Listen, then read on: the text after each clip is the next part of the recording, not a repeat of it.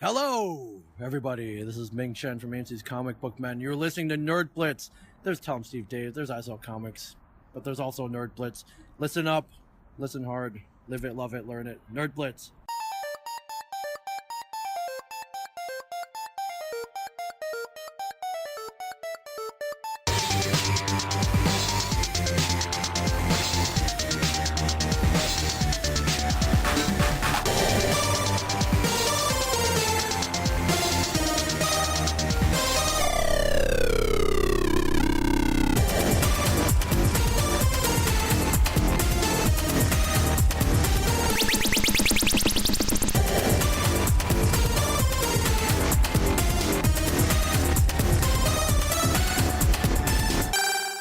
Hey gang, you're listening to the Nerd Blitz with Doom and Fitz.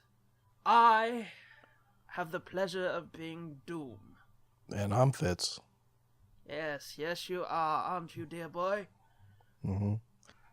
I'm the ugly American. You're the refined Brit. Yes, I am your swine. That's right. What? Huh? Anyway, welcome to what, episode 39-ish? 39. Soon we're gonna pass your age. Pretty soon. Yep. Oh, Oh, shit. So, hey, I heard you did a thing this week. that was real awkward because it's like, wait, are we gonna do it your way or are we gonna do it my way? Well, I'm just not used to going right into it. I know. Before we get into it, let's just say there ain't gonna be no fucking joke corner this week. I know everybody's sad. Yeah, right. Yeah, it's too jam-packed of an episode. Yeah. There's no pimp spot this episode. Mm-hmm. We're diving right into it as he said because, as he said, I just said as he said, but as he said. You done did a thing yesterday? I did. I know, an exciting big boy thing. I went into my first ever comic convention con. Yeah. Although technically it's not really a comic convention, it was a sci-fi convention. But well, let's not split hairs. It's a convention. Convention's a I convention. said thing. Yeah. And there were comics there, so... Were there? Did they have comic dealers Yeah. there? Okay. Well, I mean, there was like 6 long boxes. Oh, shit. Well. But fuck you, it's still comics. Yeah. I'm trying to think of where to start. Well, you could start with telling them where it was that you went. To a convention. Moving on. No. Which one? Archon? Yeah, Archon. 41 in Collinsville? Yep. It's a local, long-running yeah, this was sci-fi. The 41st. Yeah. Yeah, and it wasn't until a couple years ago that I realized how long this thing's actually been going on. I hadn't even really heard about it before, like, I don't know, 10 years ago. But damn. But yeah, apparently it's been going on since 76, 77, 76 maybe. I thought you said it was 77. Yeah, it might have been 77 because their first guest of honor, the first year they had it. It would be 76 because Star Wars is 40 this year and it was 77. Yeah.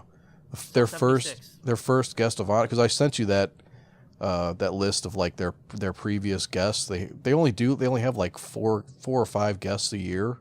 It's like they call them guests of honor, and I guess they really are guests of honor because it's not like Wizard World where there's like fucking 25 celebrity guests. It's like there's 4 fucking people here.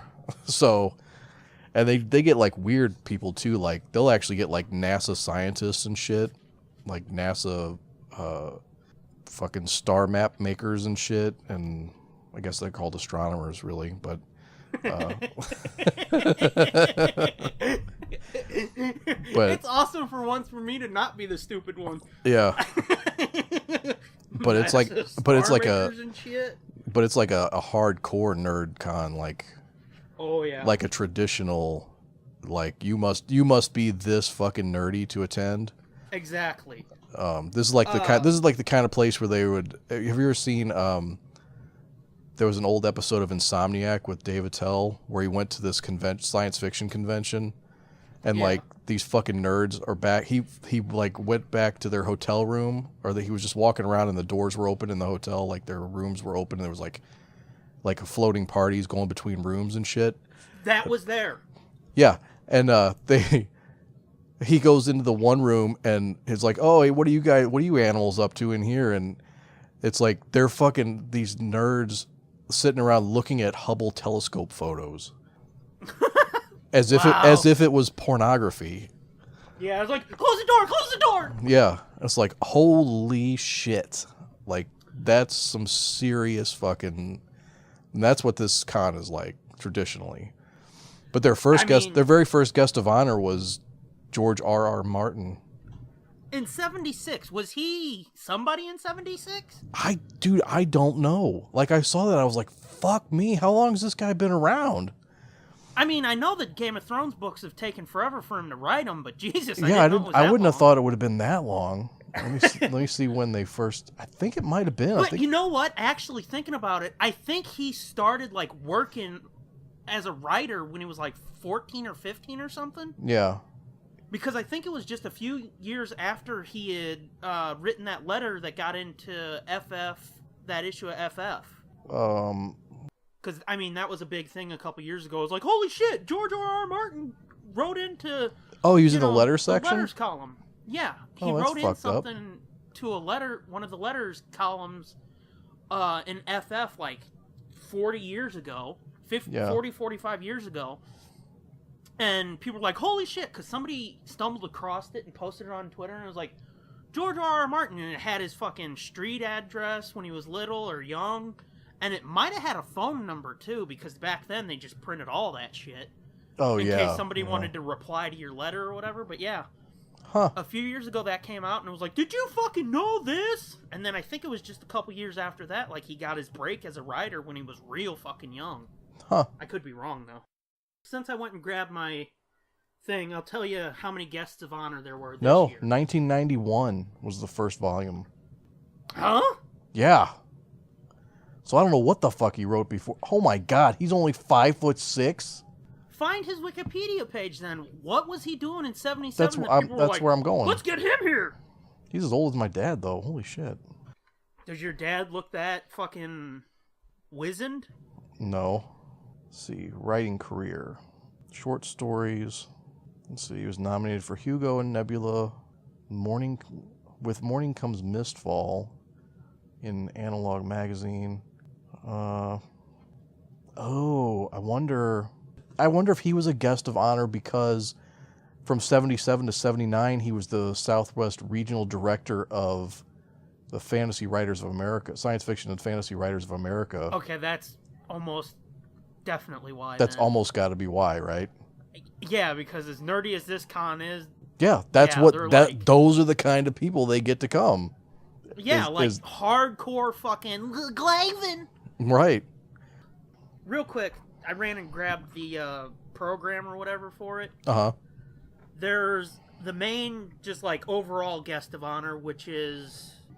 This year was like some web author that I've never heard of. Yeah, it's like Seanan, Seanan McGuire.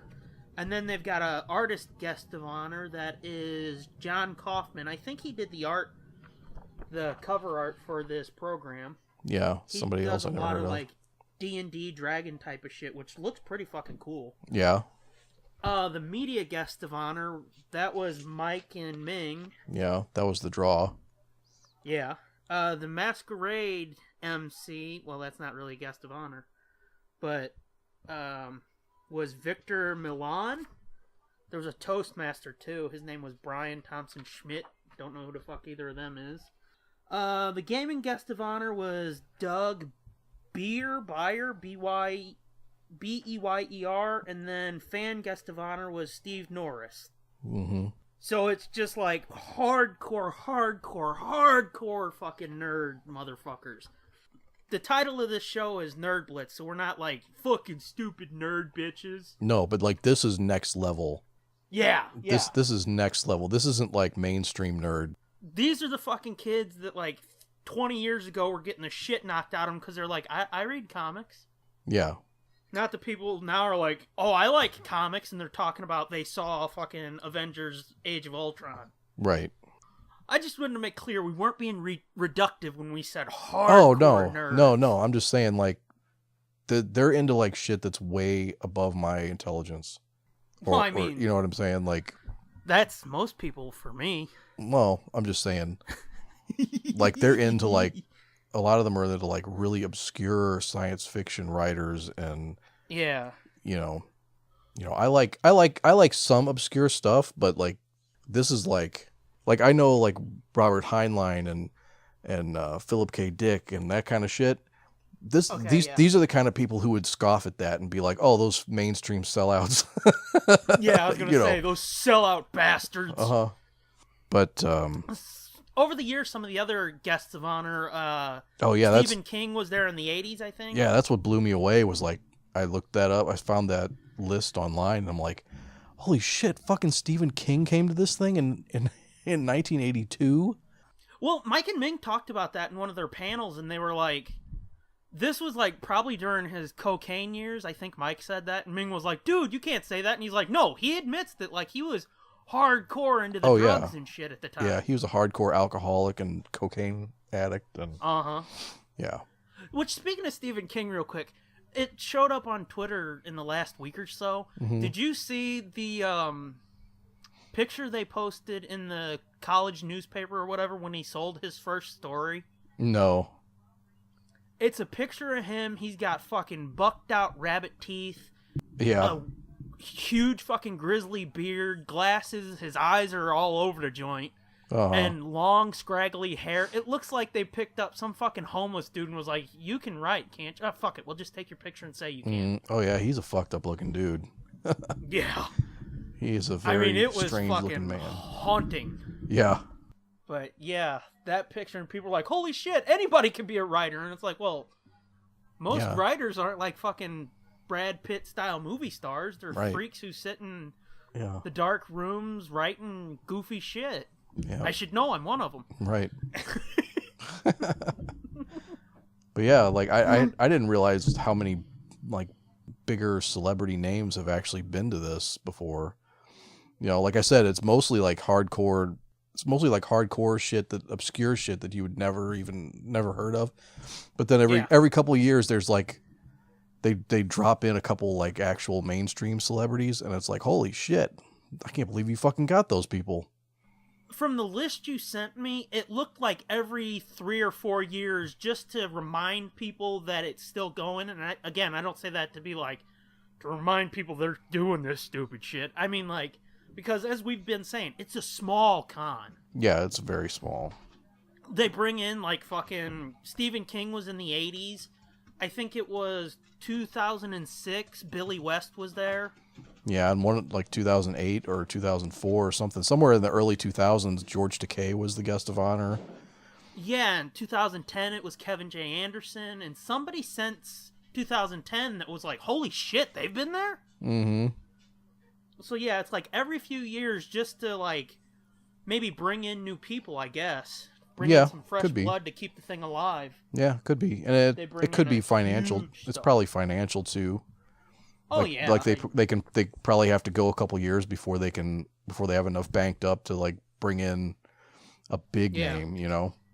And it was fucked up. Like the whole strip on this road that leading to the DoubleTree that it took place at. Yeah. Like all of the fucking restaurants and shit were like, welcome Archon 41. Oh, really? So it takes over this little strip. Wow. This little road here leading down to it, it fucking takes over. That's cool. And every which way you look, there's some fucker in a costume or dressed up or carrying a lightsaber or a sword or something. Oh yeah, that's how it is at I know, but that's how it is in Chicago. It's fucked up when we go to the steakhouse, when we go to Gibson's. Yeah. Super fancy, super nice. If you go there for dinner, forget about it, dude. You got to wear like a jacket and tie and all that shit. And I guess they relax it at lunchtime, and especially like depending on what kind of conventions are in town. Because we just go in there in regular street clothes for lunch hours. You go in there, dude, and it's like oh look, there's fucking Khaleesi eating a steak over in the fucking corner. Yeah, you're there's sitting next to a fucking elf whose sword's poking you. Yeah, it's like it's so weird. Like it's such a nice, fancy place, and to see all these fucking weirdos and slobs dressed like, you know, all sweaty from walking around all day, and it's weird. It's like it turns it into a McDonald's almost. Oh god, yeah. The fucking sleek piano music playing in the background, and then some fucking Golgothan comes trudging in. And it's funny because it's one of those places where they'll bring the meat tray around. Like they'll bring a platter of every cut of their steaks, you know? Yeah. And it's funny because, you know, like we go there intentionally, like that's what we're going to get as a steak. But you know, these people that just walk in and they're like, I need a fucking sandwich. You know, I need just some lunch. These guys, poor waiters, have to walk around and show all the cuts of meat and everything and explain all their steaks and shit. And these people are like, there's no fucking way I'm buying a fucking $60 steak for lunch. No way. So it's like you see everybody with like a fucking club sandwich. Fucking yeah, you see some fucker dressed like the Rancor keeper, and they're like, "Can I get a hot steak?" dog?" And he's like, "Ugh." Can't you slap some bologna on a piece of bread? So I guess let's start at the beginning, like when we first walked in. Sure, yeah. Because I don't want to bore you with the details of like fucking. We were supposed to be ready at 9, but the dog woke me up at 7 because she kept coming over, slapping my arm and putting her head on my arm, whining at me. Yeah. Yeah, don't bore me with those details. And then no. No, I have a feeling this con's going to be a lot more like my ghetto con than Wizard World. Yeah, I would say so, but like I said, every which way you looked and you see people in costume, I understood how small it's supposed to be or how small it sounded. Yeah. But as many fucking people in costumes as you saw, it's like, oh, it's well attended. I did not expect this shit. I know. I knew it's well attended because I know it's a kind of a big deal. I mean, but for as small as it is, it's a big deal. I just mean the way that it operates is probably a lot more like. Yeah. I know what you mean. Okay. But I'm just saying, like, going in, I knew it was going to be a small con. Yeah. So I didn't expect them to pack in like fucking 300 people in costumes, you know? Yeah. I thought you'd see a few, but, I mean, they were every fucking where. But this is one of the things I told you earlier today. Like, I want to compare notes. Mm-hmm. So we go in, and they've got these little strips of paper where you've got to write down your name, your address, and all that shit.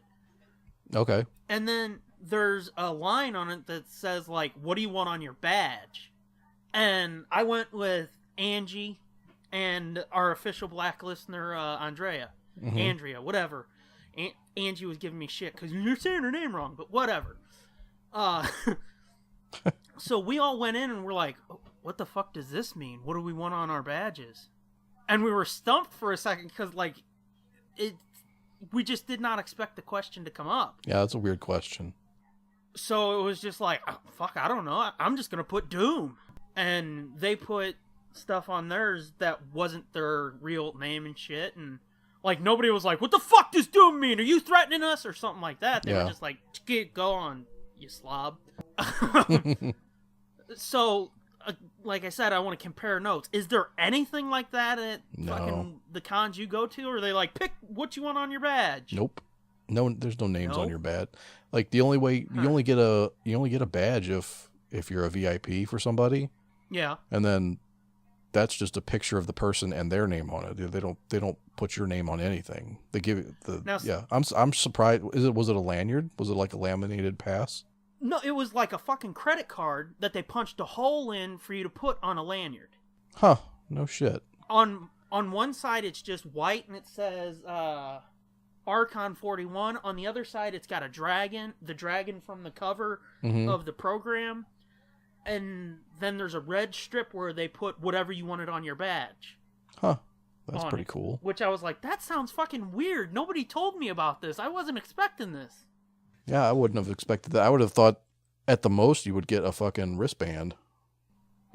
No, like I said, they printed out they had, like, credit cards, basically. Christ, no wonder the fucking tickets are so expensive to such a little con. And I mean, they had, like, a nice setup, too, where it's like fucking printing your name out, and you hear the fucking machine punching, and everybody's got their iPads with their card sliders on them there, and it's like, this is fucking cool. So what do they use them for? Oh, basically, like, it's your pass to... It's like the security check thing. Like, if you went to the parties afterwards... Yeah. To get into the hotel, to get to the parties... Oh, you'd have to show your pass. Like... I see. I mean, basically, it's like, so you don't just fucking come in without paying. It's like, if you don't have your badge, get the fuck out. Right. Type of thing. Right. Huh. But, yeah, that's... And, I mean, there's not, like, the magnetic strip on a credit card, but it's the same size as a credit card. Yeah. I was impressed by that. Maybe I'm easily impressed, but... No, that's pretty impressive. But yeah, like I said, now I'm starting to understand why their tickets were so expensive. Yeah. Wizard World gives you a fucking paper bracelet. Yeah, no. I mean... It's like, don't take this off the whole weekend. Yeah, no, these fuckers are like, fuck it, we want to be taken seriously. We know we're small, so we're going to fucking impress them with our high-tech bullshit. Mm-hmm. Yeah, again, I think if I remember right, I think we might have got a bracelet at GhettoCon, but I think they just stamped your hand, actually.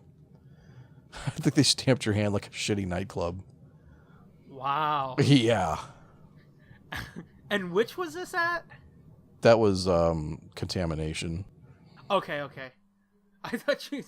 I thought at first you said Wizard World. I was going to say, which is the GhettoCon now? No, GhettoCon, no. But which Contamination is where now? It's going to be in November this year, and it's going to be, like, right by my house. Who's going to be there? Fucking nobody. So far, nobody. So, typical Contamination. Yeah. I think Dick is it Dick Warlock? I think Dick Warlock's going to be there, maybe. One of the stuntmen for Halloween. Fucked up. Yeah. Yeah. One of the original Michael Myers stunt people. I think that's who it is. Or no, is I don't know. From Halloween 4, I think. No fucking clue. Anyway, so far it's a bunch of nobodies. Yeah, pretty much. So we went in, I'm trying to remember exactly the order that everything happened in, because, like, there was a lot that happened yesterday. Yeah, I'm sure. That sounded sarcastic. No, I'm serious. I'm sure. And yeah, a lot of shit happens. It's very, like, it's very overwhelming. It can be very, like, sensory overload when you go into those places. I was going to say, it truly was sensory overload for me. Like, I mean, we talked about before, like, the con smell. Yeah. I didn't have that so much, but, like, the noise in this place. Oh, yeah. And the people jammed in was a bit much for me at times. Yeah. Was it just like in a ballroom? Yeah.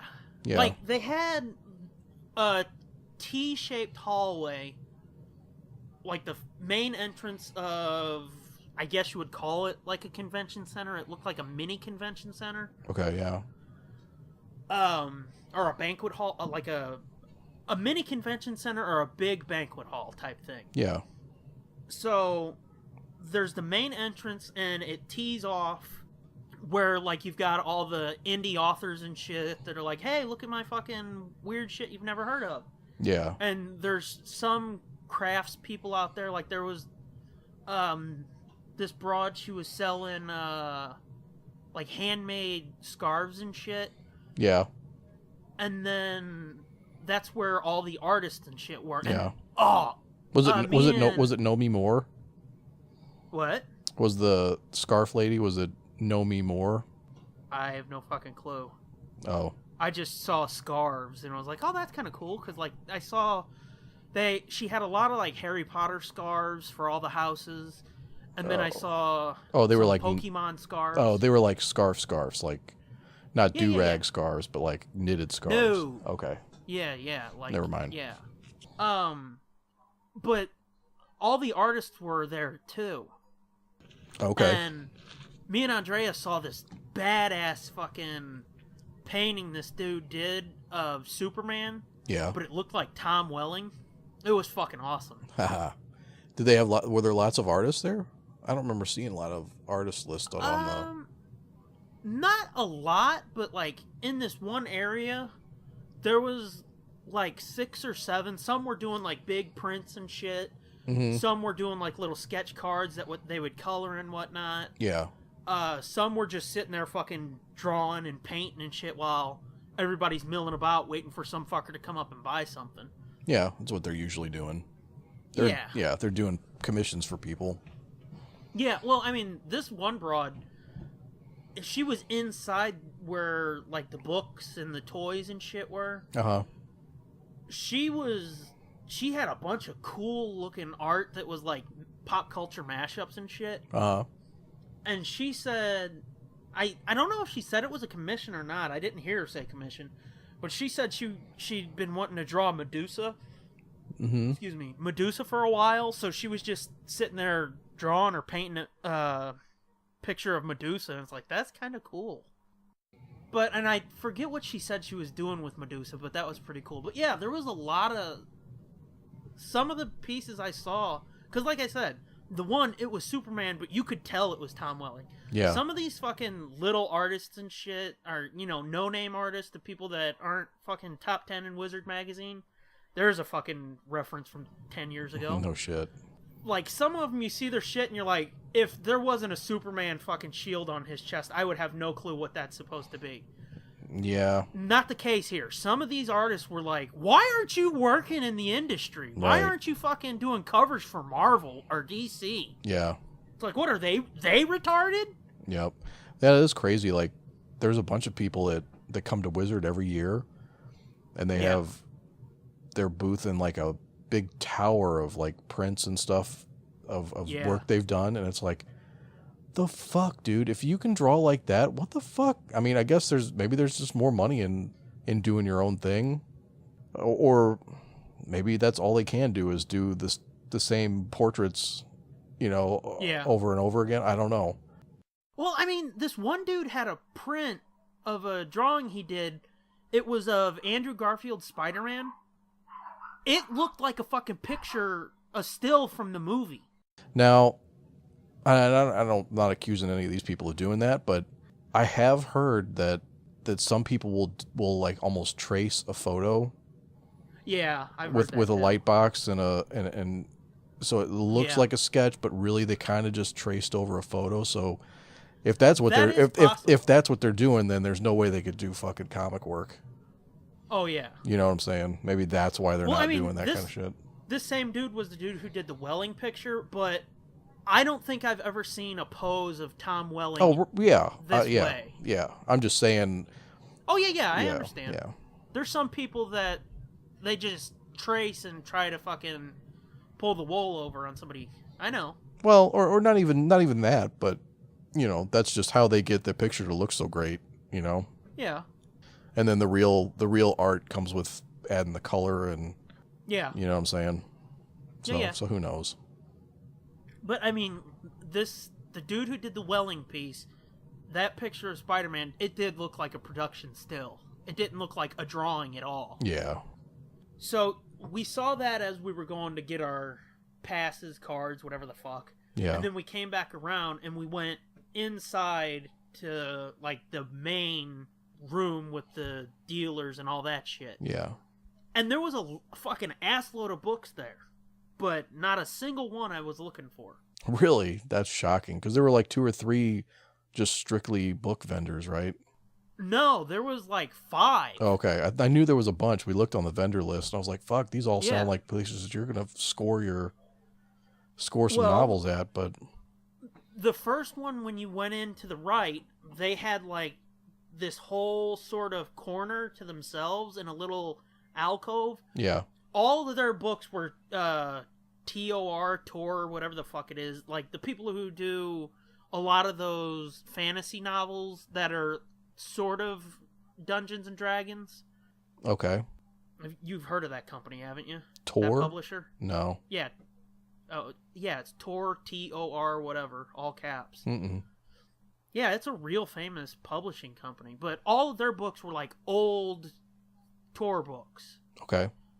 So I was looking at those, and there was some shit on the other side, on the left side of their area, or right side of their area, that there were people in there, and I was like, oh, well, maybe there's shit there that I need to look at. Mm-hmm. But that was the first one. It's like, nope, nothing there. So we went down a ways, and, like, there was a lot of cool handmade shit. Like, there were some fuckers that were making coasters and shit, hand-carved coasters, mm-hmm. that were real badass. There was another fucking knit scarf pouch bag lady inside. There was a lot of, like, fucking nerdy lanyards and those enamel pins that are getting real hot now. Oh, yeah, and there was a couple indie authors inside, too, which we stopped and looked at this one, which his stuff looked okay, mm-hmm. but the cover on it, which, yeah, I know the old fucking don't judge cliche, a book, yeah. don't judge a book by its cover, but the covers on them made them look a little bit lamer than, you know, they should be. Yeah. So it was like, there's no way in hell you would want to display this, basically. Gotcha. And it kind of just turned you off. Gotcha, yeah. So we went down a little more. There was another book shop in quotes, that I looked around in and was like, fuck, there ain't shit here either. And then there was a third bookshop. Like, this broad had a big spread. So it was like, aha. She had a big spread, huh?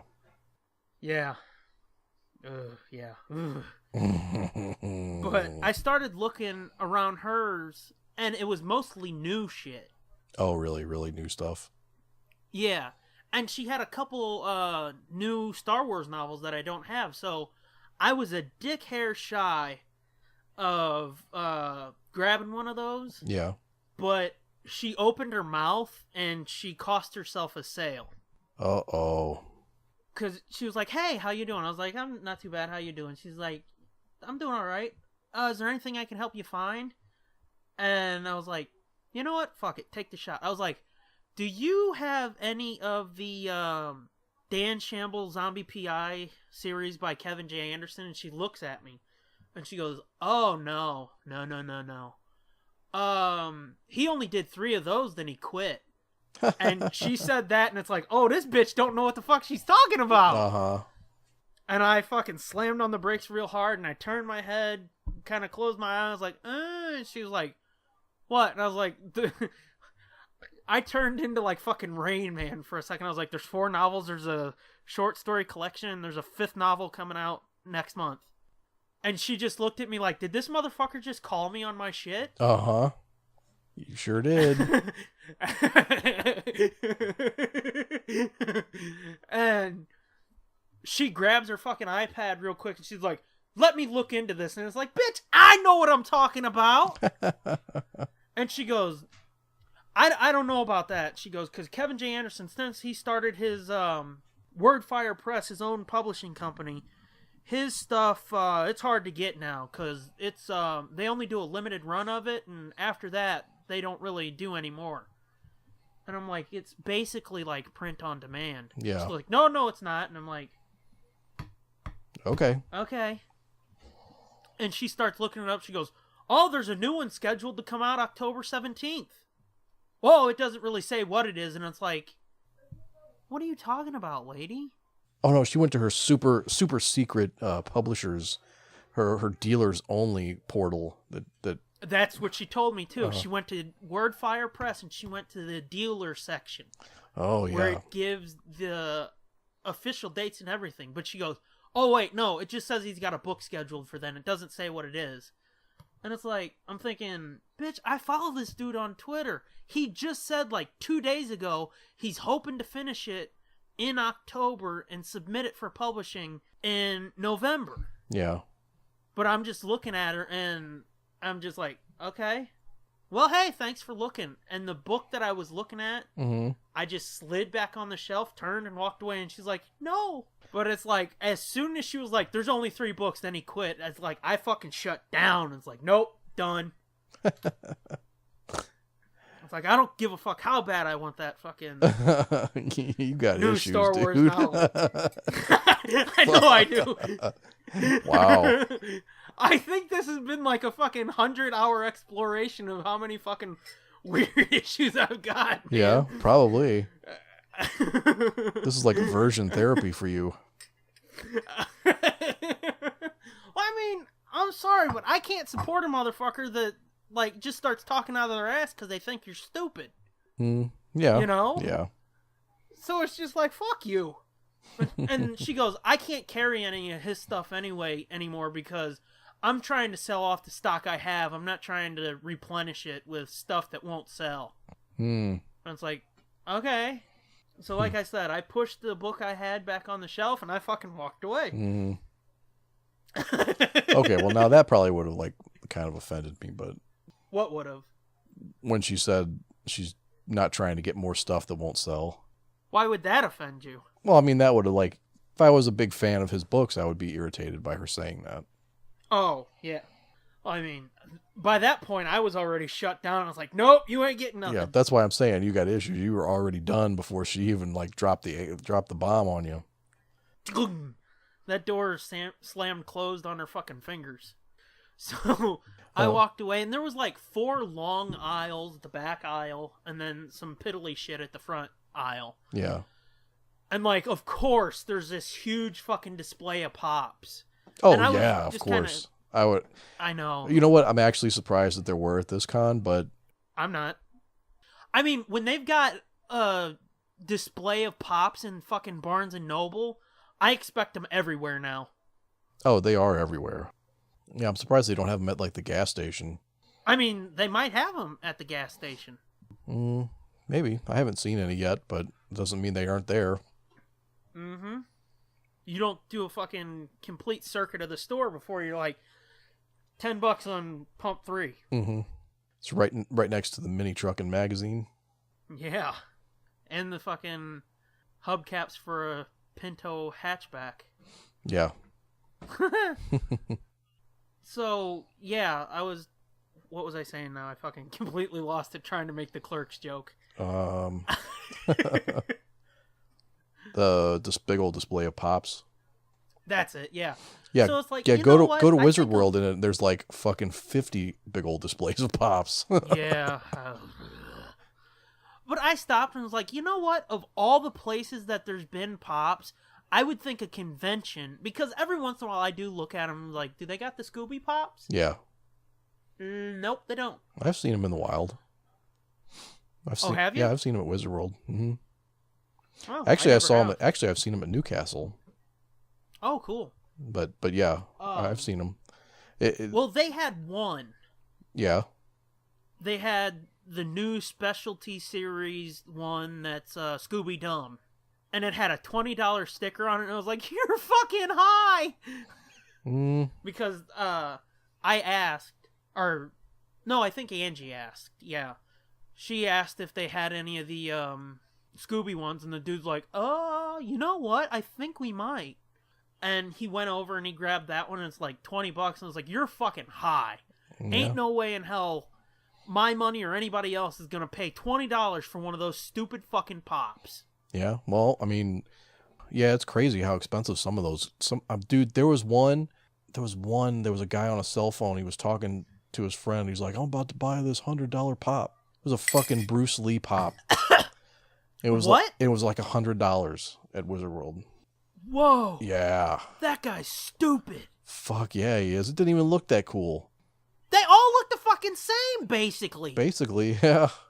But the dude pulls the sticker off and he goes, that's not right. And I was like, And he goes, the specialty series are 15, aren't they? To the dude that's running the booth with him. And he's like, yeah, what do you mean? He goes, it's got a $20 tag on it. He's like, no, that's wrong. They're only 15. So it's like, well, the main pops are only like $8 to $10 from what I've seen. Well, at a con, they're always 10. 100%, okay. 100% 10. So, but I was like, I've seen the main Pops, not the quote specialty series, for like $8 to $10. So 15's not too bad, but no, it's like it's bad. Scooby-Dum. Yeah, and plus it's a con, so shit's gonna be more expensive anyway. True, but it's like I am not gonna fucking the first Pop I ever get's not gonna be fucking Scooby-Dum. It's right, you know, right. It's like if I'm gonna get one, it's gonna be Shag, Scoob, or Undertaker. That's it. It's crazy how like the rarer ones, how they get jacked up, like the cons. Like there's, I mean, it's nothing to see them. They're like $40, $50. That's ridiculous. Yeah, that's like not uncommon at all. Yeah, that's fucking stupid. Mm-hmm. I mean, we've talked about the fucking our feelings on Pops before. Yeah, I'm pretty much meh on the whole thing. Yeah, I mean, well, I said before is like, I think they're stupid, but if it's got Scooby-Doo on it, because there's not a lot of Scooby shit out there. Yeah. Well, if it's Scooby, I could be like, you know what, it's Scooby, so that gets a pass. Yeah, and that's the thing. Or like the Undertaker one, like I said, but for the most part, it's like they're retarded because they all look the same. Yeah, that's the way I feel most of the time. The only time I get excited is when I see something for like a property that's like, holy shit, I can't believe they made a fucking Pop for this. Yeah. Like, the fuck did I just see the other day? And it was like, what the fuck? They made a Pop out of this? Mm-hmm. It would be some old 70s shit or... Yeah. But, I mean, that's basically how I feel about it with Scooby, is because, like, you don't see a shit ton of Scooby merchandise on the market. So it's like, if they're going to do something Scooby, fuck yeah, I'm going to be into it. Yeah, or like I saw a Voltron Pop one time. Yeah. I mean, I see that multiple times. I mean, I see that all the time now, but the first time I saw it, I was like, oh my god, that's fucking awesome looking. And that one actually looks kind of cool. And they have a Lemmy one, a Lemmy Pop. Oh, do they? Yeah, it's fucking pretty cool looking. You know what? I actually have seen that, yeah. Yeah. With the little fucking hat. With cool. With his little fucking, Civil War hat or whatever the fuck. His Colonel hat or whatever the fuck he's got on.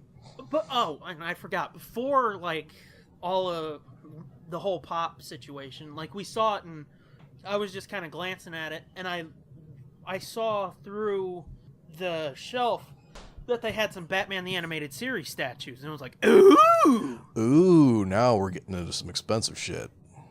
Oh, yeah. Now you're going to be begging that guy for a $20 Pop.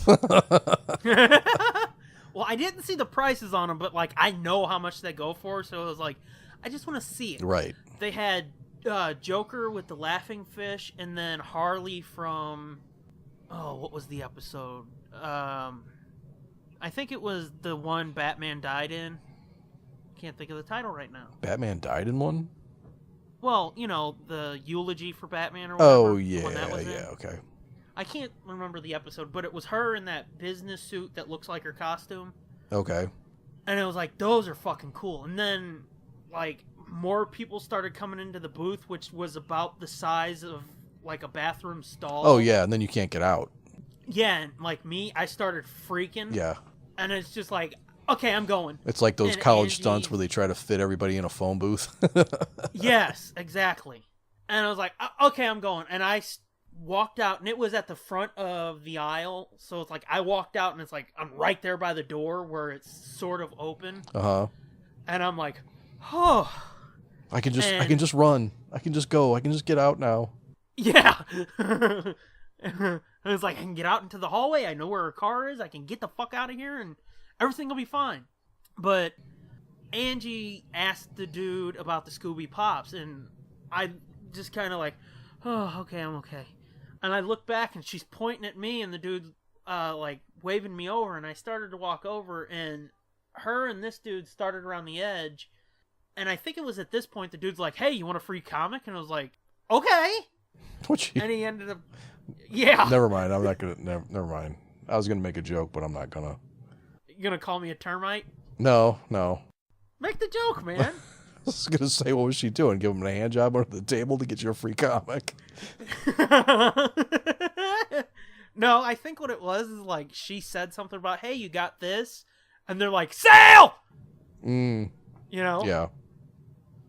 Like, lure these suckers in. Tell them we'll give them free comics.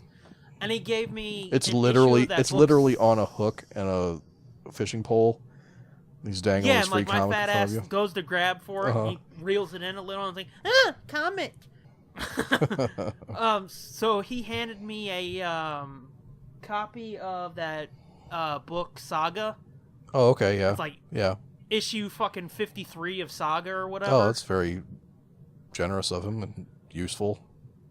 Yeah, it's like, you're not even going to be like, here's a fucking reprint of issue 1. Yeah. Maybe this will hook you in. It's like, here, it's fucking 84 issues in. Try to keep up, stupid. It has a guest writer and a guest artist, but here Enjoy! you go.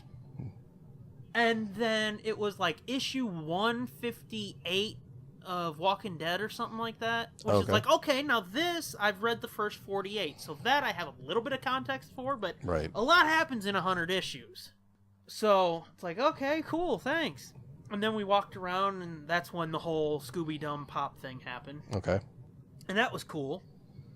And then I think it was right about the time for the first panel, which was just Mike and Ming bullshit. And I'm going to go through my program real quick and see exactly what it was, because I honestly don't remember it. It was, I think, just like a Q&A. Okay. And this one dude recorded it for his syndicated radio show. Okay. Yeah. Sure he did. I think it was at noon, wasn't it? I'm asking you like you. I don't fucking know. I was picking a kid up from selling popcorn for the Scouts. At noon yesterday? Yeah. Oh, cool. I don't know. I wasn't talking to you at this point. Yeah. No, I was out ferrying children around. Yay. And then Jennifer got stuck there all day selling There's popcorn. a joke there, but I'm not going to touch it because that's not PC. Yeah, it was at noon. It was the Q&A with Archon 41 media guests of honor Mike Zapsik and Ming Chen. And the description is, what do you really want to know about Mike and Ming? Now's the time to ask. And I think at this point, like, we had talked to Mike. Okay, yeah. And were they like not at their booth together? Were they taking shifts or something? No. They were there, but here's the thing. And again, this is not a slam. Mike is more reserved, like, you come to me if you want to talk to me, and not in an asshole way. Oh, yeah. Ming is the dude that's like, fuck this table, let me get out there, I'll talk to every fucking buddy. Oh, I got you. Ming truly is the social butterfly they talk about him being. Mike behaves like a guest at a con, and Ming behaves like a fucking carnival barker. Yeah. Gotcha. That's honestly a good description of it. And like I said, that's not a slam, because there's a reason they go to so many cons, and it's because, you know, this fucker's like, fuck it, let's hang out. Yeah. You know? Yeah, he's a good time. Mm-hmm. And, you know, they've talked about, and I want to preface this by saying, I hate when you listen to, like, ant pods and all they do is spend an hour each week talking about Tell 'em Steve Dave. Yeah. But for just this section, I want to, because the shit they talk about with those two, and not like the jokes they're making about them fucking sliding under the table to each other. I mean, like, them talking about, like, Ming being infectiously, like, fucking over-the-top happy. Yeah. It's fucking true. Because, like, just talking to him for a minute, it was like, wow, everything's gonna be alright. And then you walk away, and it's like, where's a gun? I want to put it in my mouth again. I was like, oh, no, but no, then it's not. You brush into the dude again, and it's like, yeah, everything's gonna be alright. It's like his pheromones or something. It must be. I don't know, dude, but yeah. You have to be within his aura. You get around Ming, and it's like, it's a good time, man. Mm-hmm. He's like a mythical fae creature. Yeah, kind of. But, like, later that night, after the masquerade, which we did go to. Yeah. At the after party in the hotel, like, just before we left at, like, 1:30, mm-hmm. we had made another circuit of the hotel. Ming took his pants off? No. Oh. But we had spotted Ming coming, and it's like, well, let's talk to him, because he's real fucking chatty, and he does remember people, because he was asking Angie and Andrea, like, hey, where's your friend Cheryl? Where's she at? Oh, when they saw him in Indiana or whatever a couple months ago? Yeah. That's fucked up. That's a good memory. They hung out with him for a few hours and shit, but this is only the second time they've seen him. It's not like, they pal around on the weekends. Right. No, this is the second time they've seen him. He's like, where's your friend Cheryl at? And, like, he knew where Andrea lived and shit, and he knew that Angie was from St. Louis and shit. Well, he is a sociopath. But, I mean, while we're standing there talking to him, because I put my back into a corner, they were on the sides, he was in the middle of the hallway. As we're standing there talking to him, people are like, hey, Ming, and he's like, oh, June, how are you? Oh, fucking Tina, how are you? And shit. And he knows them, and he's fucking talking to them like they're best friends and shit. Oh, and that's it's like, funny. Wow. I can't remember what I did fucking yesterday, but this motherfucker's over here like, hey, how's your 4 kids? Right. Fucking Jeff, Carl, Frank, and little Martha, how are they? And she's like, they're good. And it's like, this is nuts. That's crazy. I wish I had half that amount. I know. Of It's like, I wish I was half of what that motherfucker is. But back to earlier in the day, that's when we got the intro for Mike. Oh yeah. I talked to Mike a little bit, and he went back behind the table, and I went over and I thanked him for something that he did earlier in the year. And but at that point, he looked at Angie and Andrea, and he pulled out of his pocket a piece of felt from the old poker table. Really? Yeah, and he goes, I've only got one. And Angie already had one, but Andrea asked me, she goes, do you have one? I was like, no, I don't, but that's fine. And she was like, give it to him. So I've got a piece of the poker table. Shut up. Now, thanks to... Nice. No, dude, I'll send you a picture of it. Nice. Check it out, dude. I don't even have one of those. Yeah. Well, speaking of you, when I went over to talk to Mike and thank him, I turned around. Angie had been talking to Ming, and Ming looks at me and he goes, dude, where the hell's Fitz at?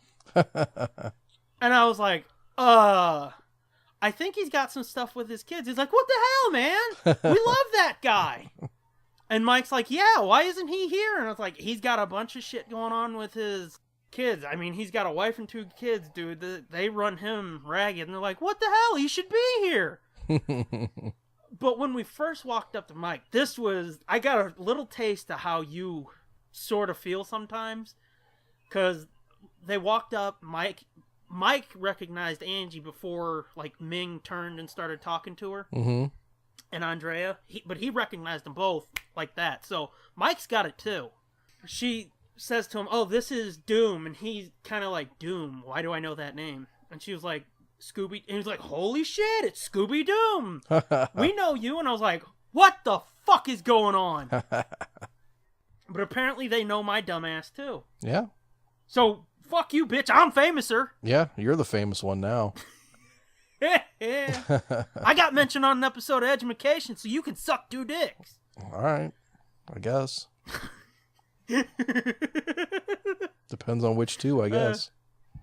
Ew. I mean, do I get to pick or do you get to pick? Cause... No, I'm gonna pick the nastiest, well, fuck that then. No. Sweatiest, no, fattest dudes, and you've got to go to completion. No. That grossed me out just saying it. But yeah, that's nasty. Yeah, they're like, where's Fitz? And I was like, he's dealing. And Ming looks at my shirt and he's like, that's a nice shirt. And I was like, thanks. It fits good. I do a thing. Yeah, and I gave them both cards for the pod. And oh, you did? Cool. I think Angie, Andrea, and Cheryl back in Indy, I think they gave him cards too, but this time he's like, oh, cool, I need a new thing to throw away. Scrape the gum off my shoe with.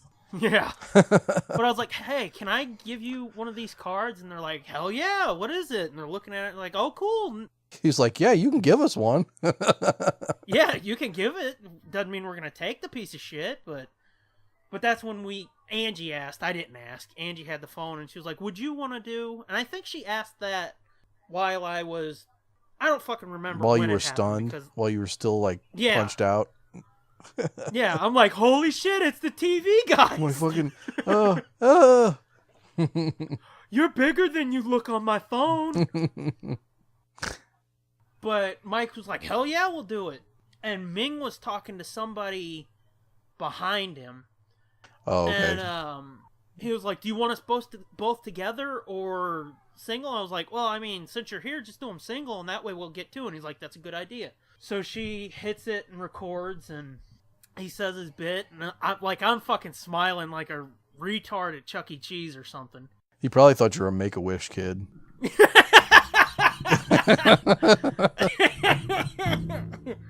But I was like, hey man, that was awesome, thanks. And he's like, no problem, no problem.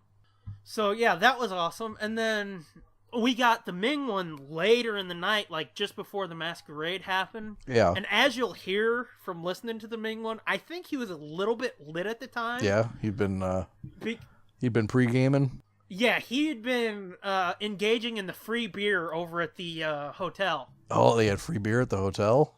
Oh, they had a lot of it, dude. Really? Yeah. Just free? They had like an open bar?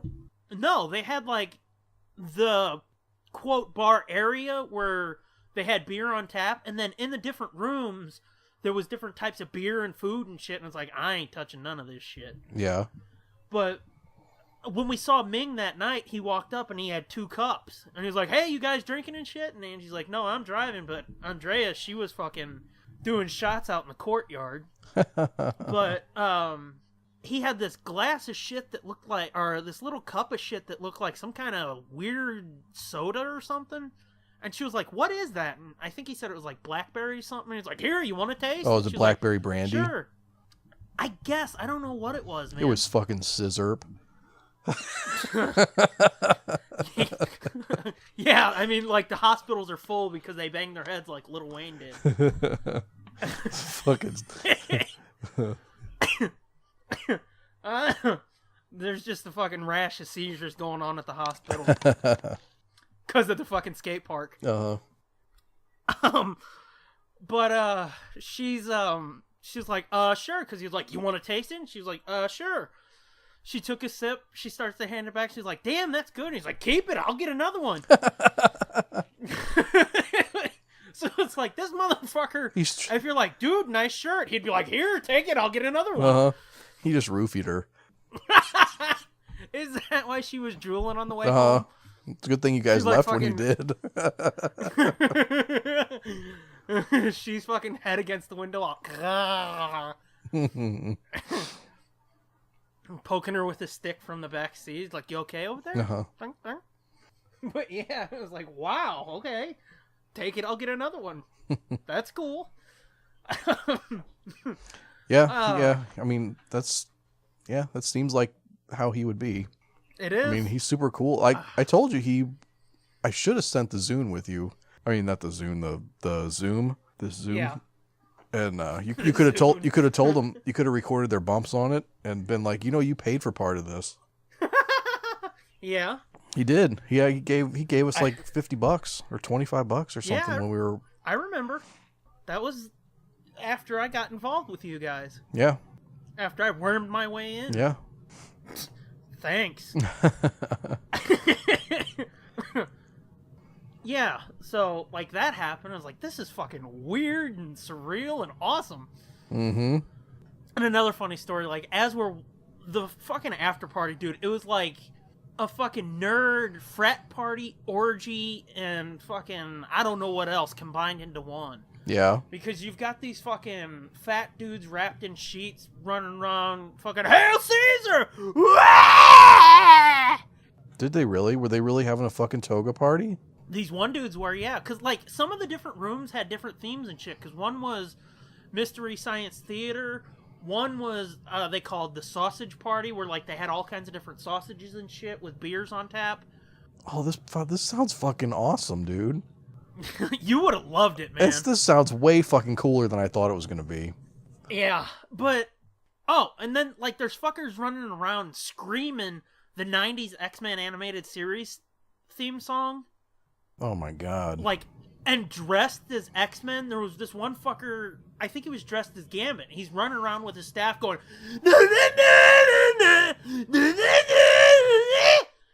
And it's like, okay, let's get away from this. We start down the hallway. there's this fucker dressed as, what's his fucking... Nightcrawler. Yeah. And there's a dude there that's dressed as another X-Men. And we're getting further away from the dude that's... As we get down the hallway, like, his voice is going through the hallway. And we're getting near to fucking Nightcrawler. And he starts looking around like, what the fuck is that? And Nightcrawler fucking... It's like call and response. Nightcrawler's right back. And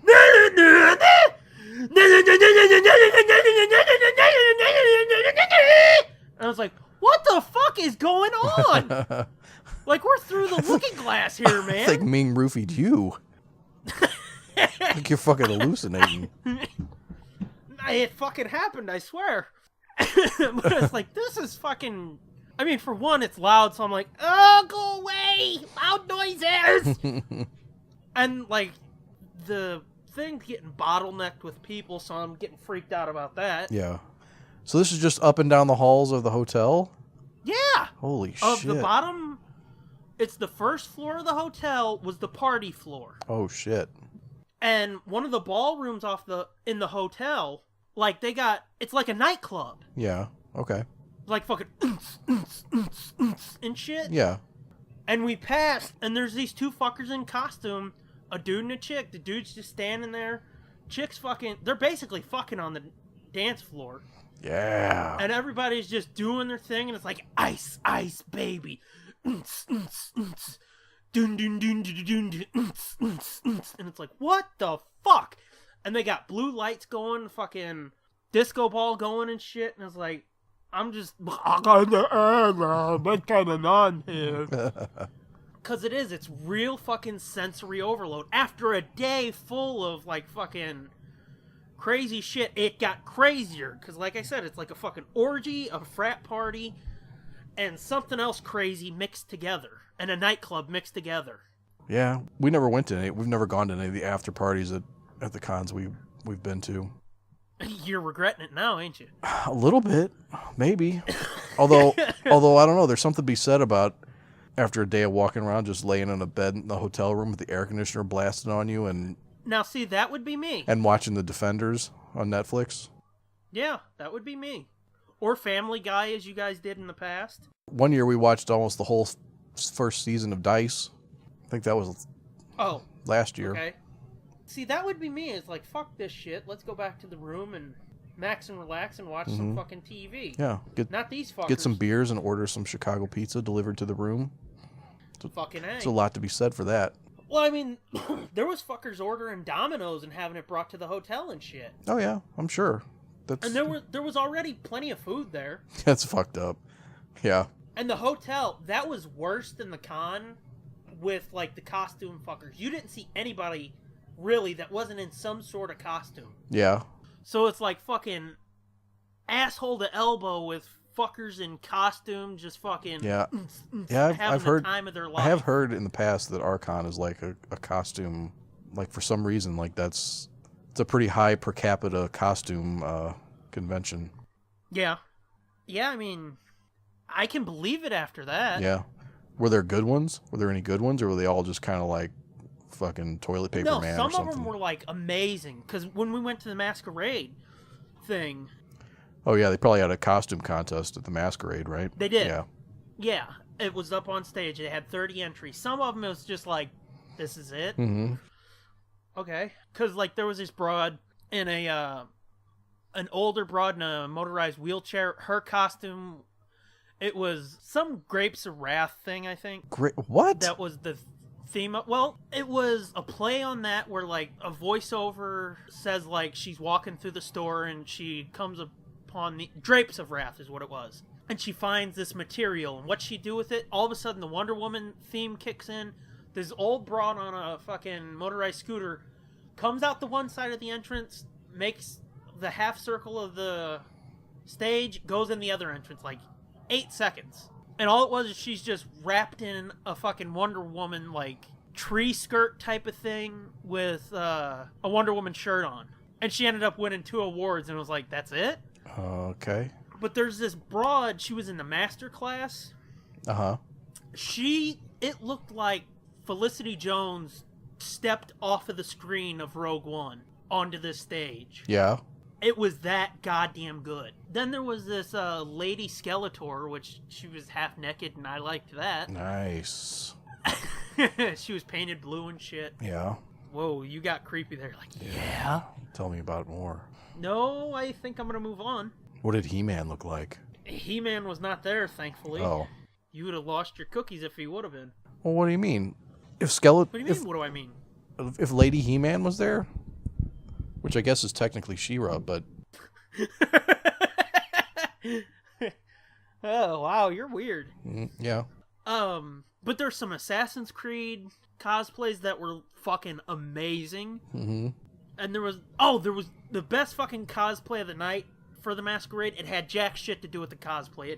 It was all about the song they played. It was Punk Ghost Rider. It's a dude, Ghost Rider. He's got a skull mask and a flame mohawk. Okay. And it's like, oh, that's kind of cool. But they played Back in Black, so it's like, fuck yeah, bitch! Wow. You just poo-pooed the lady in the wheelchair because all she had was a fucking Wonder Woman skirt. And then this guy comes out to Back in Black, and you're like, it's the fucking best thing I've ever seen. No, Jin was the best thing I ever seen. Oh. This dude just had a good song, and I mean, he looked like Ghost Rider. It wasn't like, is that a what is that?